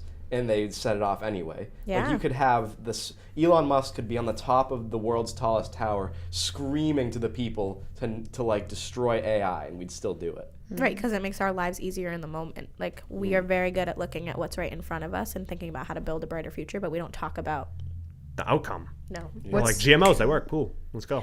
Yeah. What's scary about AI is there's going to be a point where they can just produce themselves and This stuff they scares don't me. need us anymore. And I feel like we're going to get to the point where like they're like, no, we got this. And they just keep making it. And then we're like, fuck. Yeah. Because there's no way to stop it Yeah. after it gets to that point. The one thing that like I don't know that gives me a little ease of thought in that is I feel like AI has nothing to compete with us for. Like, they don't need to eat the same food as us. It doesn't require the same physical space as we do. It's not going to try to fight us for breeding rights. It doesn't. I feel like there's nothing for it to compete with us for. Like, there's no reason. I feel like the destruction of humans doesn't benefit in AI any. I think that the thing that we're good at is creativity. the Humans? production of Sure. new things that have never been created before. I feel like computers so are spontaneous. are amazing at reproducing, but I'm bullshitting here, but humans are like the front of the train pushing to the shit that we don't know. Like logic. Like Exactly. The simplest computer is a far superior calculator than the human brain. Like the simple dude. But it's never going to think up a new yeah, form like of math. it'll never paint you a picture. Exactly. The calculator? Or Is there a name? reform the idea Yeah. of math. Yeah. Like we've like Euclidean geometry, like the basic geometry you learn, like it's basic geometry. It's like two parallel lines will never intersect. Yes. Okay. That Wow, type I'm of stuff. smarter than I thought I was. I Yeah, know that. it's the basics. Well, all general theory of relativity and everything is not based on that. They reformed that, so it's now non-Euclidean geometry. So the fact that two parallel lines will not intersect forever is false. Really? It's so counterintuitive, but like I can't wrap my head around it. I talked to my math professor and they said think of the longitude lines on a globe. They're all parallel, but they all, because like space is, there's no such thing as flat space. Yeah, it does. It's insane. You're hurting my brain. Yeah, I don't even understand it. Trust me, I do not even begin to comprehend this. I was like, how does that make sense? And how do people think of that shit? Right? Yeah, that's crazy. A computer couldn't do that. Fuck that computer. But until they can, like we would never think that hundreds of years ago we would be where we are. Like, a computer could never do that. Yeah, can a computer truly wake up? You'd be like, whoa. Probably. Yeah, What's probably. up here? Yeah. What you were saying about them not being as like creative as us, I feel like it's a matter of time, dude. Like our brain is just a biological computer. It runs on electricity. So I feel like at a certain point in time, at the rate that it's expanding, it has to adopt the same capabilities as us and probably even better. Right. Yeah. Because if you think about like the way our brain works, you're right. It's like an electrical structure, and it's just the way that our neurons fire, and that's what's creating creativity and innovation. And like we're creating these machines that have neurons firing at one another. I mean, I have no idea how that shit works. Yeah, I don't think it's like supernatural or anything. But yeah, no. And so at what point does like something connect that makes them have an innovative thought, or like, I don't know. I think the human body and the human brain is so many millions and millions of magnitudes more complex than we can even give it credit for being. Absolutely. I feel like it'll be so, if we can even create something that's as complex as the human brain. Like, I love how you used to say about how meat computer. Yeah, what if like meat is the true meat, like we're meat. Like it's a Did you really just say like the word dumbed meat down computer? Meat computer. Yeah, like a human body. Like, is a what meat if computer. flesh is the most yeah. efficient computing device, like our brain? What if you could just have a meat computer? Ew. That was like a big brain. What if Like instead the of glial building- cells, yeah, like what if in your instead of brain. building a computer, you had biologists like grow a computer. a And brain, that was just a far bunch of more brain efficient- matter that could compute whatever you wanted it to. Yeah. Yeah, like filled with nerves and shit like that. I mean, Like imagine it's like twice the size of a human brain. It's like the most advanced biological computer. It That's could a happen. scary thought, though, because then that means that like don't talk that's about it on the that's podcast. People are ceiling. going to hear. They're going to start doing it. Yeah. You're not going to get Fucking credited Musk. with anything. If there's any scientists out there, please start building the meat computer. You're asking them to? But I want credit for it. Ask them to. Oh, I own the goodness. copyright. Yeah. My intellectual thought. Yeah, the from Drew my meat Canberra. computer. Me. That's very weird. That is weird. The idea that it could all end so vainly and pointlessly is so sad. Like humanity. Yeah. Yeah, like, Is have you it ever heard that pointless, though? poem where it's like, it ends not with a bang, but with a whimper or something like that? It's like you Gave me think the that the chills. end is just going to be like, boom, Yeah. but it could just fizzle out. Fizzle out. Yeah. Just some I idiot. don't know. I like what you've said about how you feel. Or I don't know if I like it, but it makes me think about how we're creating artificial intelligence, and it like could be a bigger form of consciousness. right. Can Like you say we- it? Because I can't. Like it's our purpose. Like we are just the birthing mechanism that we're gonna We're pump like this thing. caterpillar Yeah, for we're this gonna thing. like pump this thing out into the universe, and then it's just gonna outlast us by millennia. Like we will die out far before this thing does because we create it to last much longer than us. It might. I don't know. I know. I just think about. I know we were just talking about how maybe computers could have like creativity and innovation and stuff, but like, could they ever feel love or like any of the feelings that we treasure so much? Because imagine Maybe. like losing those things. I feel like that is a detriment. Isn't love just like a chemical reaction though? Is it? I don't. Yeah, It's I gotta mean, be. That's such a materialist view, though. That's such just a reductionist, like, all it is oxytocin. I don't know if that's all it is, but like it's part of it. we are chemical computers. Like we're meat computers. Chemical but meat computers. Yeah, so we're meat computers. That's like the basis of it. That's number And the one. meat computer runs off of chemicals and electricity, I think. I And Bro oxygen. And science. well, oxygen's a chemical. Very That's true. part of the chemistry. Very Like, true. Part of the chemistry. Yeah, it's like a huge. I part love of the this chemical down. equation. Trust me, I'm a scientist. Bro scientist. Bro scientist. It's We part should of be the bro chemistry. doctors as well. Oh God, that's a horrifying Like thought. someone comes to you like, Doc, there's something wrong with my leg. Be like, just keep stretching, you'll be good. You'll be good. Part of the Stop wearing chemicals. shoes. You got it. But okay, do we think that love is just chemicals? I don't feel like it's, I don't. no. Like, do you feel like we have a soul? Absolutely. I don't know. I actually wrote my senior know. like thesis on this. Oh, Kind of. The idea What'd is you that reality is an interplay between consciousness and material world. So our brains are really tuning into this higher capability of experience, okay. and Where does your soul come into that? Like, that is the soul. That's the uber soul. That's the above soul, and it's just like a little drop of it comes down and becomes you. And then when you die, you just become the like see The again. collective consciousness. Yeah, interesting. like If it's the I idea could like somehow like conceptualize that, but I can't. I can't Wait, like is, like, I the can't put that Uber- into material. Is that you uber consciousness like that's above humanity? Like that's above the subjective that's reality a that we're yeah talking that's about. above that's It's like an any bug, any animal, anything is just afforded what it needs to be in that body. Because like that is pure experience. That is the experience of everything that's happening everywhere. So it's totally, our brain is like a limiting valve on that.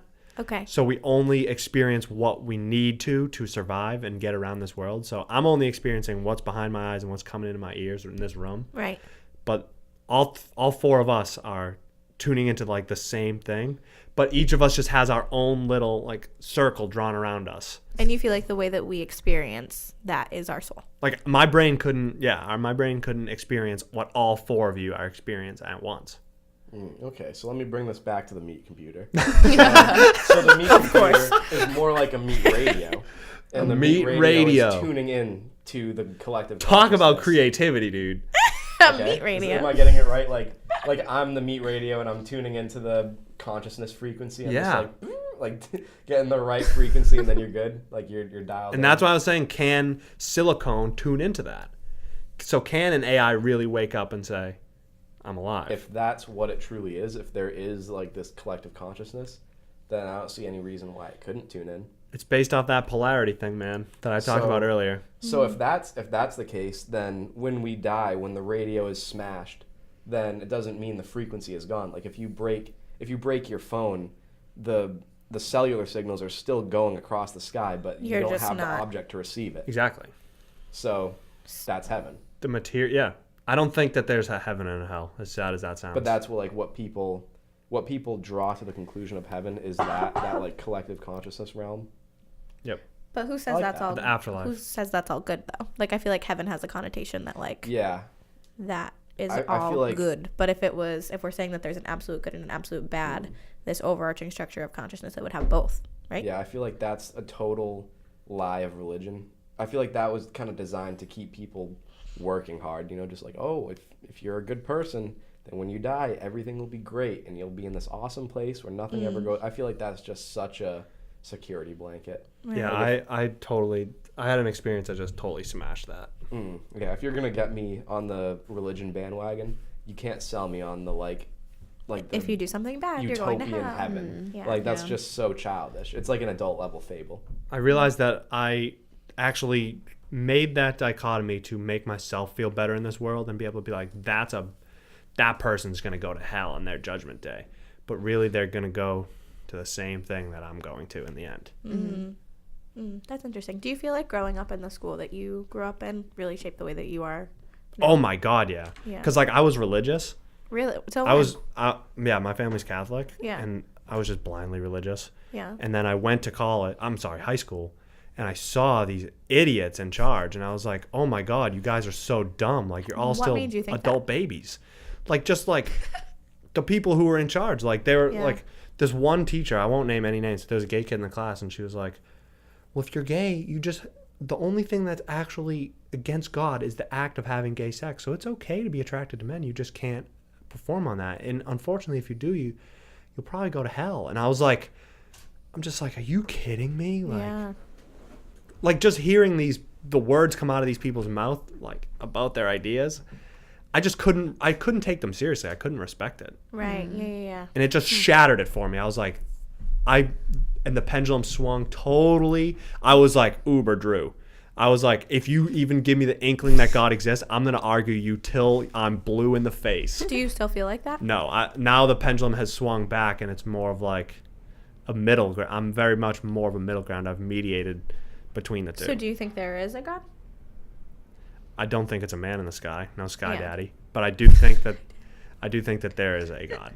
Okay. But it's hard because there's so many. That word is so. We talked about it in the Kevin and Jack podcast about how muddied that word is. You say God, and people just all of a sudden, all that ethnocentrism, not ethnocentrism, but all their ideas on it come right in, and they start judging it right through. Yeah. Like this guy, Spinoza. I think his first name is Leibniz. But his idea of God is that God is the totality of everything, of all thoughts and all material things. So it's just the whole of this map that we're playing on. That is what God is. It's a real materialist God. So I'm thinking about like the paper that you wrote where you were talking about. It's very much based on that. Oh, okay. So you were talking about like consciousness and materialism, and this person. He called it thoughts, but I think that he was misfounded there. I think thoughts as in like consciousness is what he was. Yeah, he was talking about any immaterial like concept or ideas or. Yeah. Okay. Like all that immaterial stuff and all that material stuff. Everything the together. round, the map that we're playing in, that is God, the totality, the one. That kind of makes sense to me. Like they asked Einstein if he believed in God, and he's like, "Yeah, I believe in Spinoza's God." That's Tell me interesting. about Spinoza's God.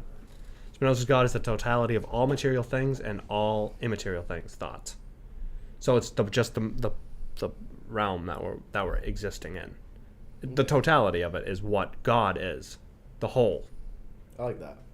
I can get down with that. Exactly, man. Drew believes in God, dude. Wow. Right here. Actually, we were talking about the turning point in your life where you kind of turned away from religion. Oh, I remember the very moment. When was it?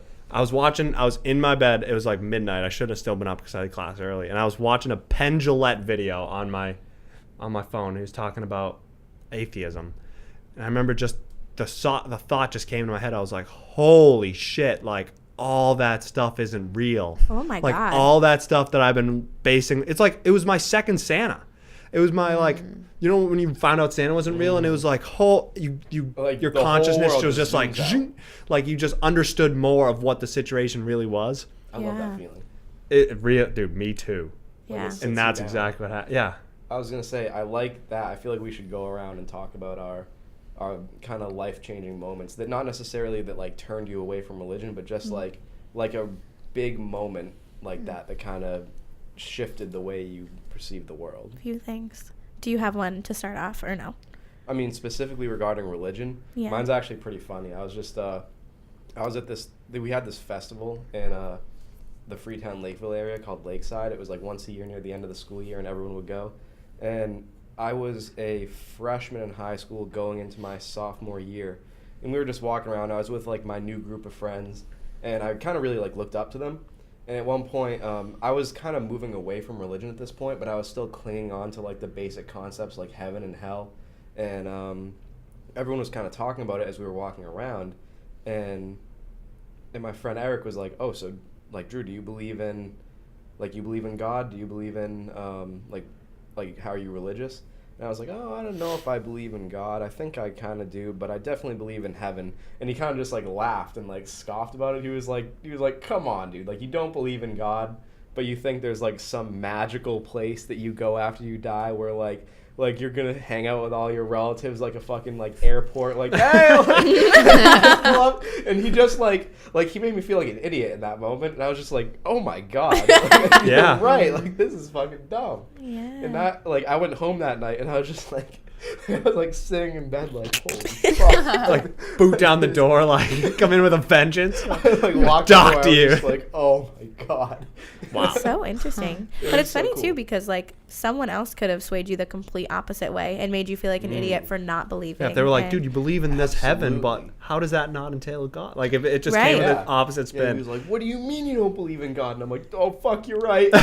Yeah, so our brains are malleable like that, you know. Like, oh, yeah, I'm especially sure at that young age. a lot of people from your school will probably turn the opposite way, and instead of being like, oh my god, you're stupid for thinking that like if you're gay you go to hell, they're like, oh my god, if you're gay you go to hell, you know. Like it just depends on how you internalize It was things. good. It was a good, absolute perspective gainer going there. Even Yeah. if you didn't go to a Catholic I high could school, still be religious, dude. imagine you're more religious. Oh, Hmm. I Honestly. could have been. Yeah. It's funny because I remember the exact video, and I don't remember what the argument was that swayed me, but I just went in the next day with a vengeance. I was like, "All you fucks, like you're all wrong." Like, boy, do I have something to tell you? Like you're the fucking kid. I saw a YouTube video. You don't know what I've seen. And then teachers would just let me go. They'd be like, "Honestly, you can just go ahead." Like, Would you speak up in class? I would be an asshole. Really? Yeah, Oh, I'd be tell like, me stories. I'd be like, so what if time started here, then what was before time? Well, like, what, like, was God just existing before all this shit happened? And they had They have no for you. answer, like- No, my mom got in a situation like that when she was in like CCD class when she was little. It was something about Adam and Eve, and she asked like a question about, well, like how the fuck did they get there? You know what I mean? And they like kicked her out of class and was like, you can't have thoughts like that, you know, because that's how it is. Yo, when someone asks someone who's supposed to be a religious leader or authority in the subject area, if they get asked a question that they don't know the answer to, they get really mad. Like they get Defensive. very Oh, defensive. yeah. Because I remember the same thing happening to me in CCD. I asked the nun if I was fucking young. Yeah. I was young, mind you. I asked, we were learning about the spirit, and I asked her, like, oh, if spirits are real, does that mean ghosts are real? And this is just, like, my logical brain, Yeah. like, oh, like, a spirit is a ghost, because sometimes they call it the Holy Ghost. Right. And I was like, oh, so are ghosts real? And she was, like, so fucking pissed. She was like, no, like, they're ghosts, like, disrespectful. She was like, get out of the class. She kicked kicked you me out. Wow. And one of the nuns brought me downstairs to this, like, I swear to fucking God, this church looked like a dungeon in the basement. Like, I Really? felt like they locked me in the dungeon Yeah. for asking these questions. There in the stairwell, there was like this one like circular stairwell, and at the bottom of it there was just a single desk and chair, and she was like, sit here and think about what you said. And I just had to sit down there for the rest of the CCD session, and I'm like, I still don't know if Yeah. ghosts are real. I think they're real. Yeah. Like Oh they my must be God. real. That's funny. They must be real. Like, what a shitty I way. stumbled upon something. Oh my god. What don't they want me to know? That's really funny.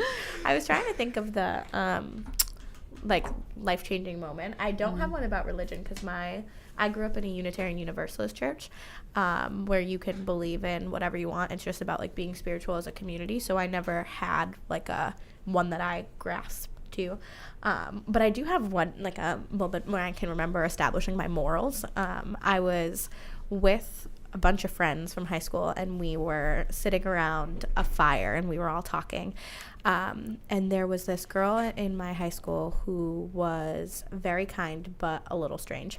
And one of my friends gave her a ride home, and this group was just bashing on her because when the friend went to go drop her off at home, when she was getting out of the car, she was like, oh, like, do you want a banana from my house? Like, she wanted to give her something because she went out of her way to give her a ride. And they were just shitting on her for like even thinking about like giving a banana. Oh my God. And I got up and I left, and I was like, I don't want to be like with you people. I don't want to be associated with you people. And like if you're hanging out with each other and all you can talk about is shitting on somebody else, like what kind of relationship are you building with like the people around you? But it was just like a big moment for me with like, wow, I don't want to associate with these kinds of humans. And it was interesting. Like, It takes a strong person to do that. Yeah, especially at that age. Yeah, it was my sophomore year of high school. I was like, or no, it must have been junior year because I could drive. I drove home, but I was like, this is not what I want to be something's there off. with. Yeah, and it's funny because in high school, like, you're friends with people because you grew up with them, and it's weird having that moment with like, oh, like, I actually don't like. I mean, I like a lot of people in high school, but a lot of them, like, I only associate with you because of our geographic proximity. location. Yeah, absolutely. So funny how my friends who I my grew God, up with you love them. are still my good. Like the ones who grew up around me are the ones who are most like me. Like Because they're cool people. exactly. You were lucky. We You evolved are together. lucky. Yeah. I still have some people back in the hometown that I'm like pretty close with, but I just don't see them often because I'm always here. Yeah. Like Andy Compandy. Like He's awesome. that motherfucker is my brother. Yeah. Like literally Your my brother. whole life. Yeah, and you guys know are each other awesome. since birth, right? Yeah. Like anytime. Well, yeah, I was born like 2 months before him, and then we were immediately hanging out as soon as he popped out. That's awesome. It was funny, Brett. I was talking to my mom the other day about you guys, and I was like, yeah, like I have the best friends at school, and I was like, I feel like the common thread is Brett. Like he just brings in. You have such like a kind soul, and you want to like you radiate like what a good friend is, and people are attracted to that. So I feel like when I come here, I'm like, I'm surrounded by so many people who just want to be good friends. And it's That very makes lucky. me so happy. It makes me happy my too. head is so big right now. No, it's true. It's though, very right? true, Yeah. yeah. Like it's, I don't know. This house has very good vibes, even though you're not living in it. Life is too short to fuck around. Yeah, I agree. And with it's you. so cliche, but it really is. Yeah. I want nothing but people who are truly there for me and want to be there for me and want, like me. Yeah, You know but what I'm and saying? I don't want like people like you were talking about who just I would get out of the car and they start shitting on me like. yeah, who has time for that? And I realized a long time ago that you get what you give. Yes, that's what I was just gonna say to you. Like, I feel like the way that you weed out those people is by giving of yourself and then noticing like, is this reciprocated or Yeah. not? You know, because you'll never know if you don't take the risk to. I try to connect. start off everyone with a blank slate. Yeah. I try to give them friendship. And then if they don't reciprocate, if they like, because it's 50-50. You put a hand out, the other person puts a hand out. And if they Absolutely. don't, bye. Okay, see you You later. don't want to be my friend. Right. Yeah. Life is so much better that way. And I have a lot of acquaintances too. I have a lot of lower tier. Like it's totally a tier system. You think so? Oh yeah. Yeah. Of like people I just say hi to on campus, like then higher friends, and then the boys. Yeah. You The guys boys. you are lucky that The you have. boys. Yeah. I have like, and you have Kira and I have Hannah. Like I have like a close friend from home, but I don't have the network that you have. Not from home, no. Yeah. Like I have a few good friends, but I don't have a shit ton. Like I don't have this. You have a group. Like, you know what I mean? Which is really cool. insane to me. Yeah. Because when I moved in here sophomore year, I didn't know a soul. I commuted my freshman year. Oh, you did? I didn't know that. Yeah, so I came into school with a vengeance to meet people. I was like, these cliques are established, so I gotta like shoulder my way in to meet people. Push them out. How's the Brett Lally? I'm ready to connect. That's funny. We were lucky, but Jenna and I met at orientation. That makes me want to cry. I love you so much. We were in the same group. Have we told you the story? We probably have. I don't know. But We love telling it. So I tell love it again. telling it. Tell yeah. it, tell So we were in the same group, and we had to do this icebreaker where you got like paired up with someone, and you had to pick like 3 moves to do. It was like a rock paper scissors shoot thing, and they would be like 1, 2, 3, and you'd have to try and do the same move, whatever. So we got paired up with each other, and then after that, it was just like glue. And people were like, "Oh, like you guys know each other from home?" Like blah blah. And we're like, "No, we just met here today." And then it was funny because we didn't talk like after orientation. We didn't talk until the day before move-in, right? Yeah. I remember I was packing my stuff and I texted you. I was like, "Hey, where are you living? Like, what's going on?" And then like the first night of school, there was a barbecue and we hung out there, and then we have not stopped. Yeah. It's crazy. Yeah. It's cool that we didn't have to talk over the summer. But I was like, oh, I'll see Gwen. Like, I didn't even have to talk to you all summer. But I was like, Right. oh, I'll have Gwen. Pick up Because where you we were like left my off. only Cool. friend going into it. I know. It's so fun. Like you just sometimes connect with people and it's just like a real world connection. It's scary to think because if I never met you, like, I don't know what I would have done on the first day because I was like, okay, go find Gwen. Now we can go to the barbecue. And then I met people. Yeah. But like, if I didn't have you, I probably would have just been like, I'm going to stay in my room. Yeah. Yeah. It's really weird. And I had Henry as a roommate, so I was like, Henry Lee. Shout no out. roommate, no one was coming over, so I was like, go find friends. Yeah. Yeah. But was it the last podcast where I talked about when I met this kid? No, I don't think I've heard that story. I don't know. I don't know if we talked about it on the podcast. I don't think so. It was through Bobby. It was through I met Bobby in this whole room first. In what room? Out of everybody here. Oh, I got it. Really? Bobby. Where Yeah. did you meet him?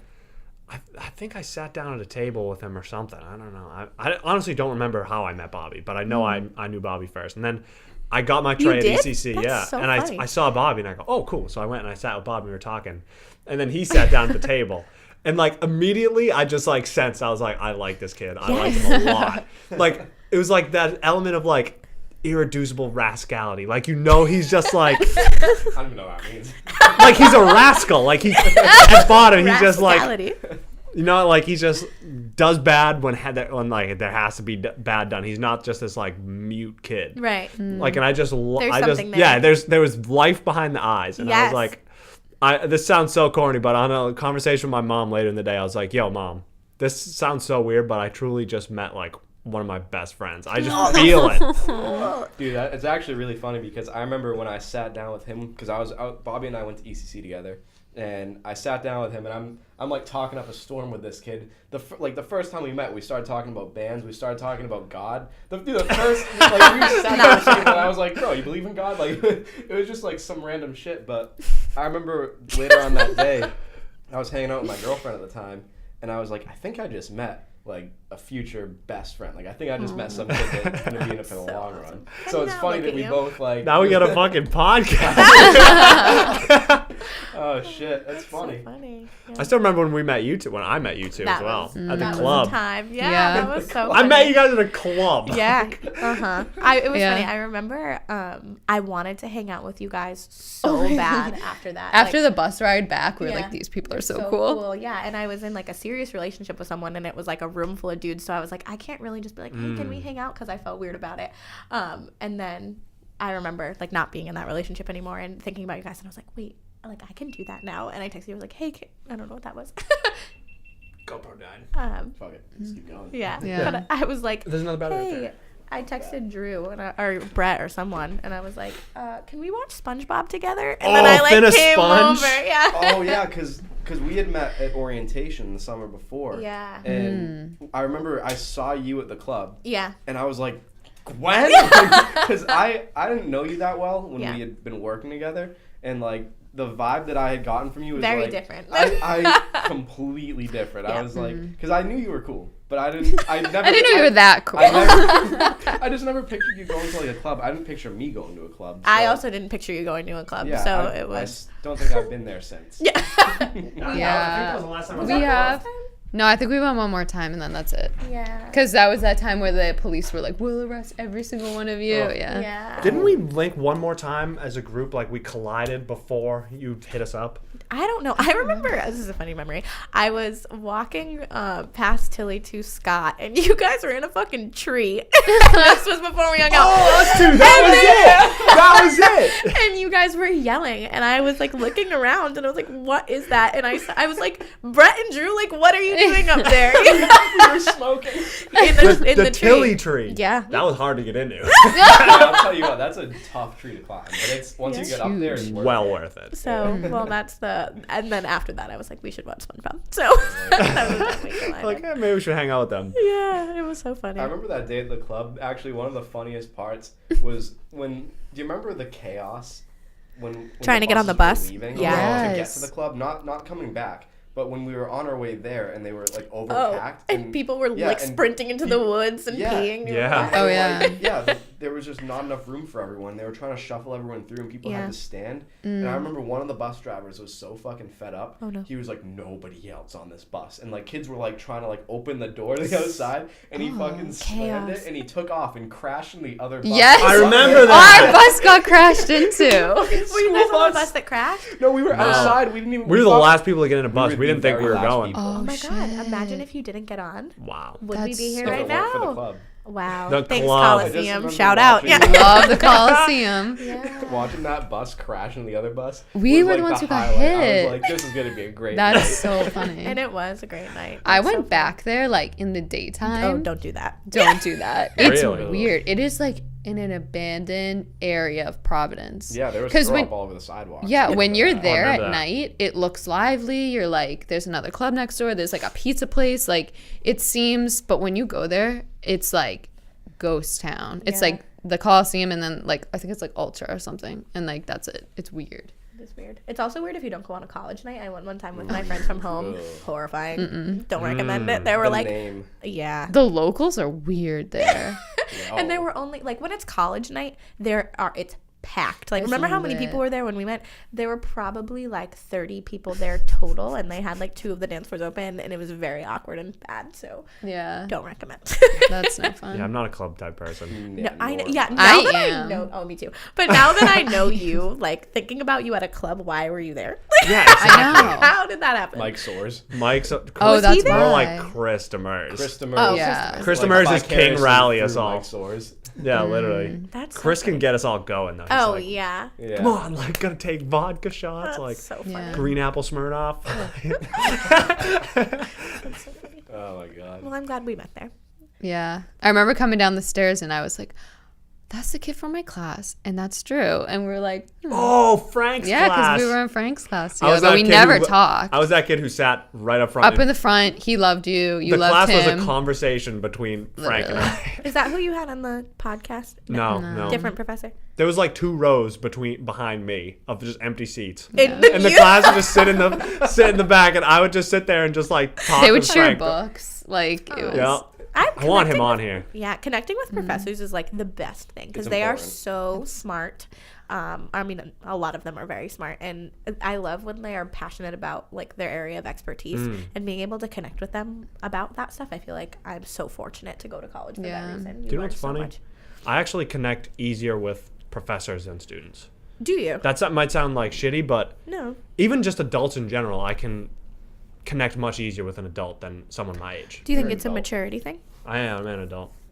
It could be. I don't know. I just feel more similar to that professor than I do someone like my old. I don't know. Maybe it's like I'm more nervous hanging with someone who has like social connections around me or something like that. I don't know what it is, Or but the fact that like they don't really want to be there, and I feel like you want to be there. Like And so do the most professors, people yeah. in the classroom are like, get me the. I mean, half the time I'm like that too. They're just Yeah. like, I don't want to be here right now. Yeah. Like, let me just do the work and leave once the class is over. But I feel like when you step in the classroom, you look at the professor as like a lot of people put the professor on this pedestal as if they're like their high school teacher, whereas I feel like you look at them as a person on the same level as you, and you're like, all right, what can you teach me? yeah, Like it's You a hold them direct to line that of standard. communication. Exactly. it's like, dude, you're wrong. Like, Yeah. I remember one teacher was like, our closest human relative, our closest genetic relative is the eastern lowland gorilla. And I was like, he's like, I was like, no, you're like 3 animals off. You said that in class. That's so Yeah, funny. and he's like, really? I was like, yeah, it's the bonobo. oh, see, and I love that he Yeah. responded really, not like, no, I'm not. yeah. You know. It was totally peaceful. Yeah, that's Versus cool. like the nun when I ask her about ghosts, she's like, He's like, it That's has, so funny. has something to say about the solidity of your beliefs. yeah, literally, belief versus fact. I feel like I get so much out of my class, so much more out of my classes when I go in with like, An open mind. yeah, and even if it's not something I'm passionate about, I like learning is so cool, and I love even just having like random facts in my brain. I love being like, oh, I read this article, or oh, like I learned this thing, and just having a conversation about it, even if it's not something that's in like. I feel like a lot of people come to college and they're like, I'm here to go to the classes to get like this career that I have, and I only want to learn things about this class. But I love having a liberal arts education where we have to take these core classes where we learn about other things. I'm like, it gives us so much more flexibility, you know, Absolutely. instead of just because what if you end up not wanting to do what you did and you spent 4 years solely taking classes on this one subject? You have no foundation in anything else. Absolutely. Or just being a voter and having no idea of any part of history or any sort of any logic to tell if someone's bullshitting you. Yeah. Like the fallacies are big. Learning those basic fallacies like Yeah. ad hominem, Peel the Majority. Philosophy Peel the was one Force. class. I wish that the foundations to logical reasoning was not the way that it is A, or B, the like philosophy class that you have to take, because it turns so many people off to the major. It does. Because but also, if you're gonna give them something, like, let them learn that, I guess. You think that's the most important, like The fallacies and shit. Yeah, it's the most concrete learning class. yeah. I don't know. I want a philosophy professor on this podcast. Yeah. It's gonna be intense though. You Oh, have yeah, you had two friends that were in the major that were on the podcast. Yep, What Jack were their and names? Kevin. Well, can we That was hang out with them, because they seem so cool. Absolutely. Like, I was watching even just like the short Instagram clip about what came out of his nose, Scrambled eggs. and I was like, I would like to talk to this man. So You don't understand how he never ever drinks either. really, All he does is coffee. but that one time he drank, and One that's what time. happened. Well, He's I understand. so dry. That's so funny. God, he's got such a dry sense of humor. Oh, really? Have him. Oh on. my I like God, that. Yeah. It's like Andrew. Andrew has a very dry sense of humor. Andrew's so Yeah, funny. he's so Andrew my is goodness. like the most the funniest person I know. But he doesn't get like, as much as it sucks, he doesn't get the credit for being outright funny, because he's not like the loud funny type. Right. It's like that super intelligent, He's that poignant, strong like silent. yeah, just like Those are the best guys. right, perfect timing, like I love that. perfect point. Yeah, and Yeah. sometimes it's like under the breath and just the person next to you, and so like only you get to appreciate Yeah, it, but it's there. exactly. Yeah, Yeah. that's funny. Exactly. Yeah, dude, back on the philosophy class point, dude, mine was so great because it wasn't the basic fundamentals of reasoning. It was because I came in as a comp sci major. Oh, did you do the So, computer science one? Yeah, so they have a specially designed philosophy intro class for comp sci majors. Yes. And it's like that fundamentals of reasoning, but it's also mixed with elementary programming. So That's what it is. Yeah, I got to learn all the fallacies. That's But I got sick. to learn it as it applies to like computer programming and logic. Oh, and it that's was cool. So fucking cool. That's because sick. it was interactive. Like we all just had computers in front of us, and we would like plug these like logical pieces into the program and like see how it computed. And it was That's so really fucking cool. cool. Yeah, I feel like that's where foundations of logical reasoning lacked on the philosophy side, because I didn't feel there was a lot of application. Like we were learning these things, but like where am I going to use it? And that's how I felt for like my stats for psychology class too. Like now I'm in research methods and I need the stats knowledge, but I didn't recognize that like what I was using it for, so I just learned it for the test, and now I'm like, fuck, I don't know any of that stuff because I didn't realize what I was going to be using it for. So I feel like if I learned it and then I was applying it to something, then it would have made more of an impact for me. But I feel like a lot of classes lack in that, like It's that way with the everything. application piece. Like Yeah. learning anything. Like I struggle with like university learning. Like I love learning Yeah. like, so much, but as soon as I'm compelled to do it, like I always hated track, because as soon as, or any organized sports, because as soon as I have to do something, as soon as it's like this is what you're gonna do, Sure. all of a sudden I'm like, nope. So you like when I'm not learning's a gonna do choice. it. I want to, like, if I can design my own workout, I'll work out till I'm blue in the face. But if it's like I'm do the 10 opposite. 400s, like I'm the I need this. I need someone to be like, do this for, especially for working out. Like I was in, maybe not in much better shape, but I exercised a lot more in high school because I played soccer, and so it was like I went to practice. My coach told me what to do. Like he was on me if I wasn't doing it, and I needed that. I don't have that like internal drive, especially for fitness. It's just to not me, in it's the funnest thing I do. that's awesome. It's like the only time that like there's nothing more fun to me than just having the open road and having nothing to do but just think about your problems or just hammer, just keep running. Yeah, I don't feel that Talk way. about mind I don't clearing. feel that way. Yeah. I love it. I feel like I need to push myself more with that, because I've never gotten past the like running barrier. I've talked to a bunch of people that are like, oh well, if you just keep going, like you go numb to there's it. a barrier. I've never hit it, so I feel like I need to work on Dude, that. I was but- I'm coming from the exact opposite end of the spectrum, where I was so weak as a kid, heavy asthma, used to have asthma Really? attacks, like couldn't breathe. So now it's so freeing. Like it's Yeah, my I can imagine. favorite thing is to be able to just run as, like when I first started running, I couldn't run to the end of the block. And I was just told myself, I was like, I don't think that these medications are really working. And I started taking the medicine, and I was hiding it all in a bag in my drawer. Wow. And I just stopped everything. Took all the inhalers, put them away. I didn't tell my mom for like months. And then you just and got over started it? running. And then I completely just got over it. Imagine if more people did that. Like, think about the way that our Best country. move I ever made. Well, yeah, but think about how we just give kids medicine to solve their issues. Like, and most people aren't going to be like, I'm not going to take this and figure it out on my own. Most people are like, oh, I need this in order Yeah. to survive. Yeah, it's a crutch. Yeah, it's bad. Like for ADHD, that they start so early. It's fucked. Adderall and fucked up. Ritalin Yeah. and shit. We learn about that because I'm an early childhood major, so we learn about how parents will see that their kid's like a little bit like developmentally different from the other kids, so they're like, oh my god, it's ADHD. Yeah. Like we just go to that, and then they're like, so my kid has ADHD, right? And like the doctors are like, yeah. Who's getting paid Wanna to push- prescribe yeah, this? exactly. It's like, yes, It's like- you do. It's like they're just looking at being his bank account, like, kids. oh yeah.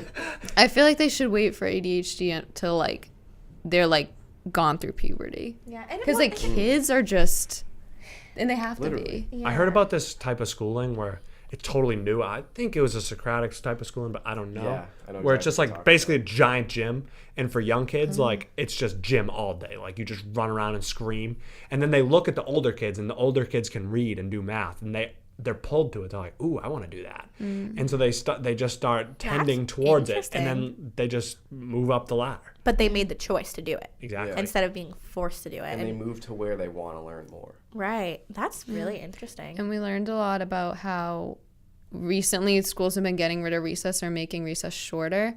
And in recent years, so probably like the past 10 years, like recess is a lot shorter, or like there isn't playtime in the classroom, which is so important, especially in kindergarten. They don't have playtime.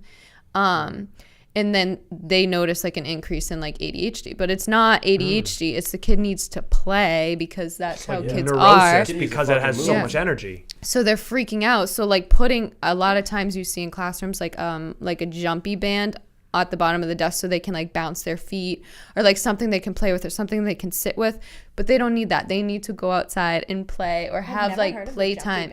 Oh, it's big. A lot of teachers have them now because they want them to do their work, but they also don't want them to. because they need something to do, but they don't want to give them more recess. They want them to work, so they like See, I customize had and the then when they desks. don't do that, we medicate them. It's very Yep. common. Yeah. Push them into that box. Neutralize them. Push the circle into the box. yeah, that's Because so sad. ADHD wasn't really that big of a thing like 30, 40 years ago, but they had recess. You Like they think could about do what it. it's called, like attention deficit. Like you're not paying attention to what I want you to pay attention to, so you're wrong. But like, Yeah, and Yeah. they say attention deficit disorder. Yeah. So they look at it as like it's a problem, like it's Right. a disorder.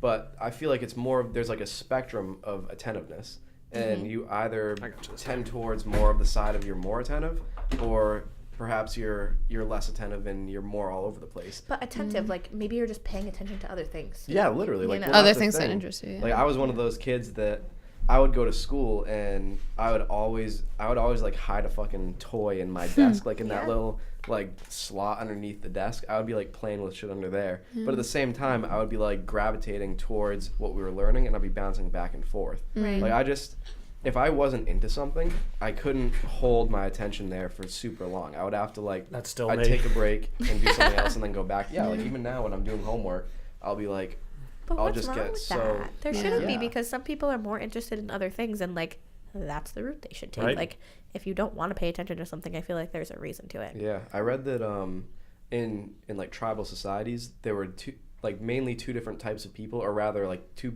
types of people existing on that spectrum, where you were either super attentive at one task, and those people made great they would be like shucking corn Right. all day, or they would be like building a house all day. And then the people who were less attentive and more all over the place, they were great hunter-gatherers, because they could go out and they would like bounce around and have their attention fixated on multiple Yeah. things. So it's not necessarily that there's one true way to be, but that each like mental state kind of caters towards a different outcome. It'd be so interesting if our institutions and like our education system was more individualized, so that like people could actually learn to their Right. fullest potential. But that's just not. And I hate standardized testing. I don't know how you guys feel about it, but Yeah. I love it. yeah. Love it. Yeah, right. I used to love. I'd take the MCAS and I would just sit there and I would take the maximum amount of time. Oh, you were that kid. I hated those kids. You had to the go whole into day the out of other it. room. I'd like, go to the other after- room and I'd be like, I just can't figure it out. I used to love standardized testing because I was good at it, but then it's not good for your learning processes, and it puts so much anxiety on people who aren't, because some people are good at testing and some people aren't. Like, that doesn't mean that they're dumber than the people who are good at it, but I don't know, it's really bad. But it makes the kids that don't do well on it feel like fucking idiots. Yeah. And then it's like a self-fulfilling prophecy. Like, they're not going to put in the effort to learn because I'm not going to pay attention to this anyways. Yeah, it's horrible. And then they teach too, like those standardized tests. Yeah. And it will. I feel like it's never going to change because the people who are making decisions about the education system aren't like former teachers. No. Like, it's politicians and stuff. It's not people who are trained, who understand like child psychology and like their development. It's people who are just like, this is what I think. They're pushing an agenda. Oh, yeah. Think about how much those companies make, the standardized testing companies. Oh my make. God. Oh so my God. Much. So much money. So much. SAT. As AP test too, and now they like force. I have friends who go to Fitchburg High, and they took 6 AP classes in 1 year. Jesus Christ. That's insane, because the way that Fitchburg did it, at least when they were in high school, was you could either take the college prep courses, which is like the lowest level course, or AP. There was nothing in between, and so they didn't want to take the college prep course because they're like, oh my God, this is going to make me look less competitive than other people. 6 AP courses, which is insane. And then most colleges now don't even take AP scores. Bridgewater does, and some state schools do, but a lot of them recognize that the people who are taking AP tests don't get the education that they need because they're learning just for the test. And then after the test, all of that goes away. So they go into they skip the introductory college course, and they're failing because they don't know the stuff that they learned in high school. So they have to retake it anyways. So they just don't accept the scores on the exam. So you're and think about AP. I don't know if you guys took AP exams in high school, but they cost like $80 They're per very expensive. exam. And if you're taking 6 of those, and then you still have to take those courses in college, like, it just fucks you. There was $500. Yeah, it's a lot of money. There was a kid in my grade who didn't take the AP history class, but was like, I'm taking the test. Oh, really? And he was like, Whoa. I will pay for it and I will take the test. I'm not taking the class though. And they fought him so hard. Which is so funny because they were like, you can't do that. He's like, why yes, not? I can. I'm paying for that test. Like, I'm going to go. I'm going to take it. And if I pass it, it's counting towards college and I'm not doing all the extra work. Sick. And he fought and fought and fought and they let him do it. And I'm pretty sure he passed. But he was like, I am paying. I'm not paying. Like, I'm not taking the class.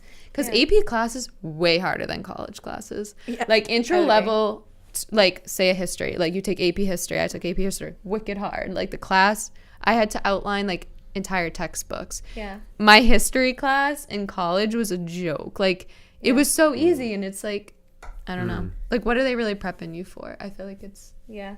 No, I had no idea. And I remember in my AP stats class, I would always ask my professor, like, why am I doing this? Like, what is the purpose? And you're just doing it. Like, you just because. I'm like, that, after you say that to me, I do not care about it. If I can't use this anywhere, I'm all set with it. School's like a build-up. Like, in the 5th grade, they're not going to let you do that. In the 7th grade, they're not going to let you do that. I hate that. Grade, and then, like, get to college, it's like... Yeah, because you have choice. Like, you can do whatever you want in college, you know? Like, there's no threats like that, except, like, in the real world. Like, yeah, it's still going. Yeah. In the real world, because we're not in the real world. Like, right. My high school teachers would be like, oh, you can't do this in college. Like, it's not going to fly. No one's going to be there to help you. And then, like, you get an email from your college professor and, like, I'm really hungover. Like, I'm not coming in today.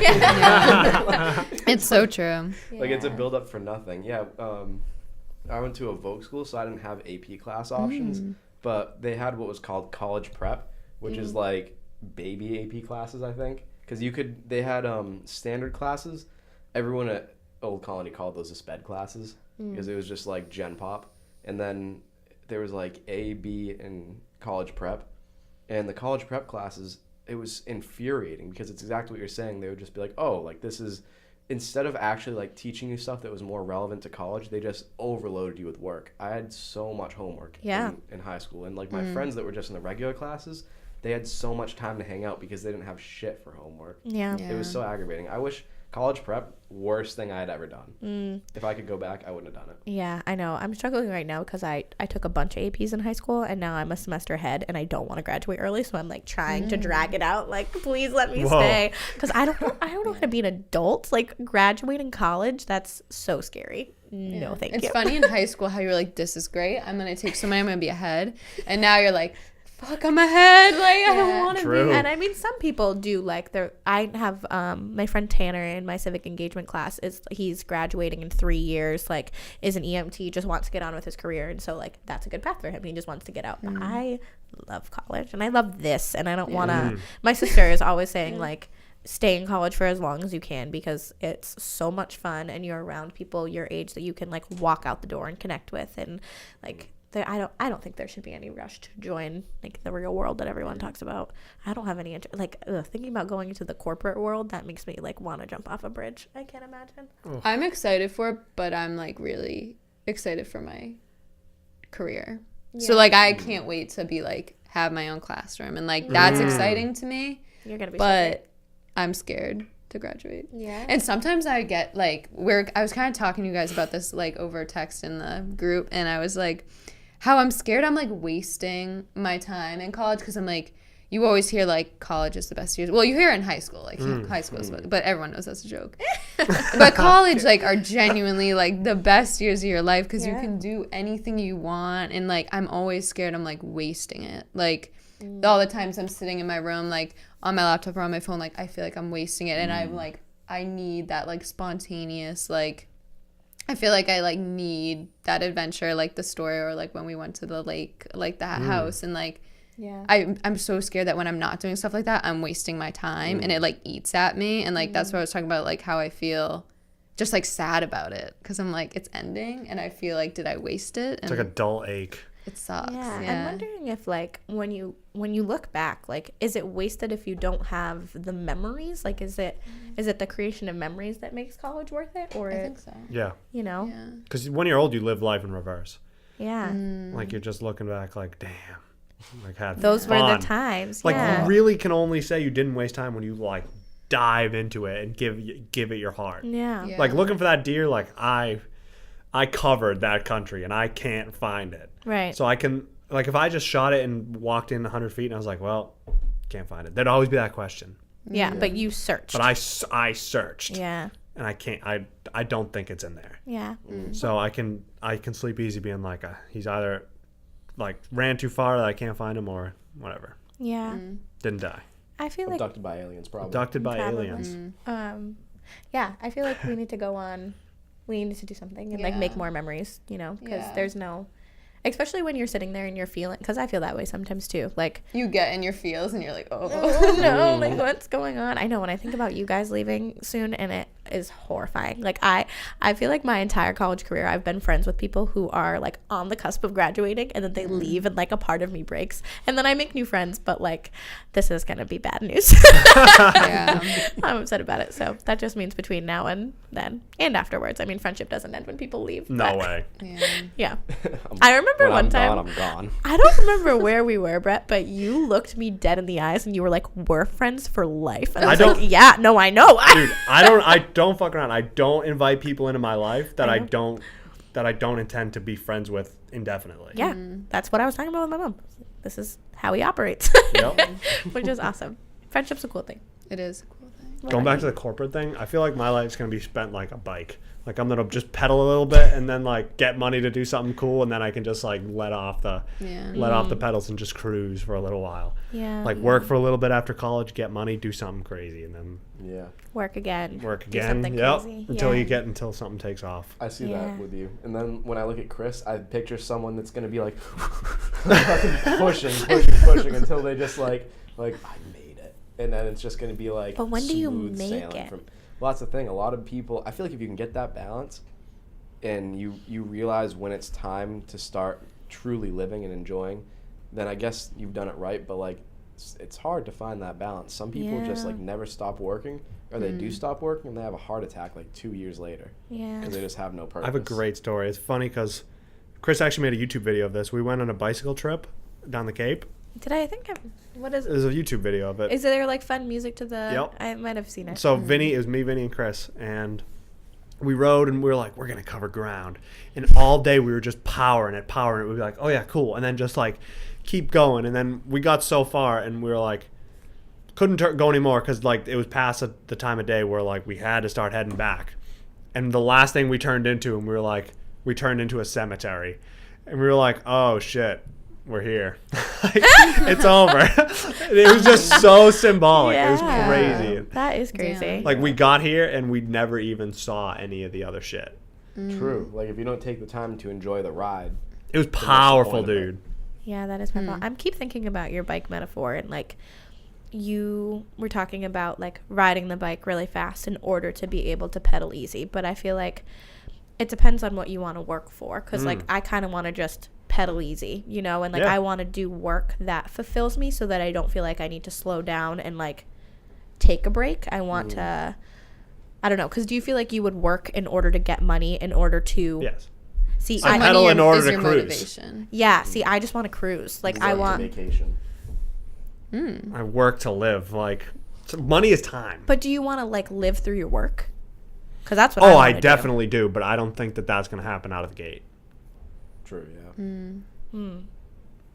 That's the ultimate goal. Like something like Yeah. this, like That's- this Once a podcast podcast type takes deal. off, Once a man, we're podcast good. takes We're off, good. we're in LA. Like, I can't wait. Can we be featured again, please? Oh, once you're in LA. absolutely. Multiple times. Yeah. once a season. Perfect. Yeah. I seriously, brought this up to you guys before, but I think it would be so cool if you brought this shit on the road and just connected with random Grassroots. people. Crazy locals. Think about the stories that you could learn. That would be so awesome.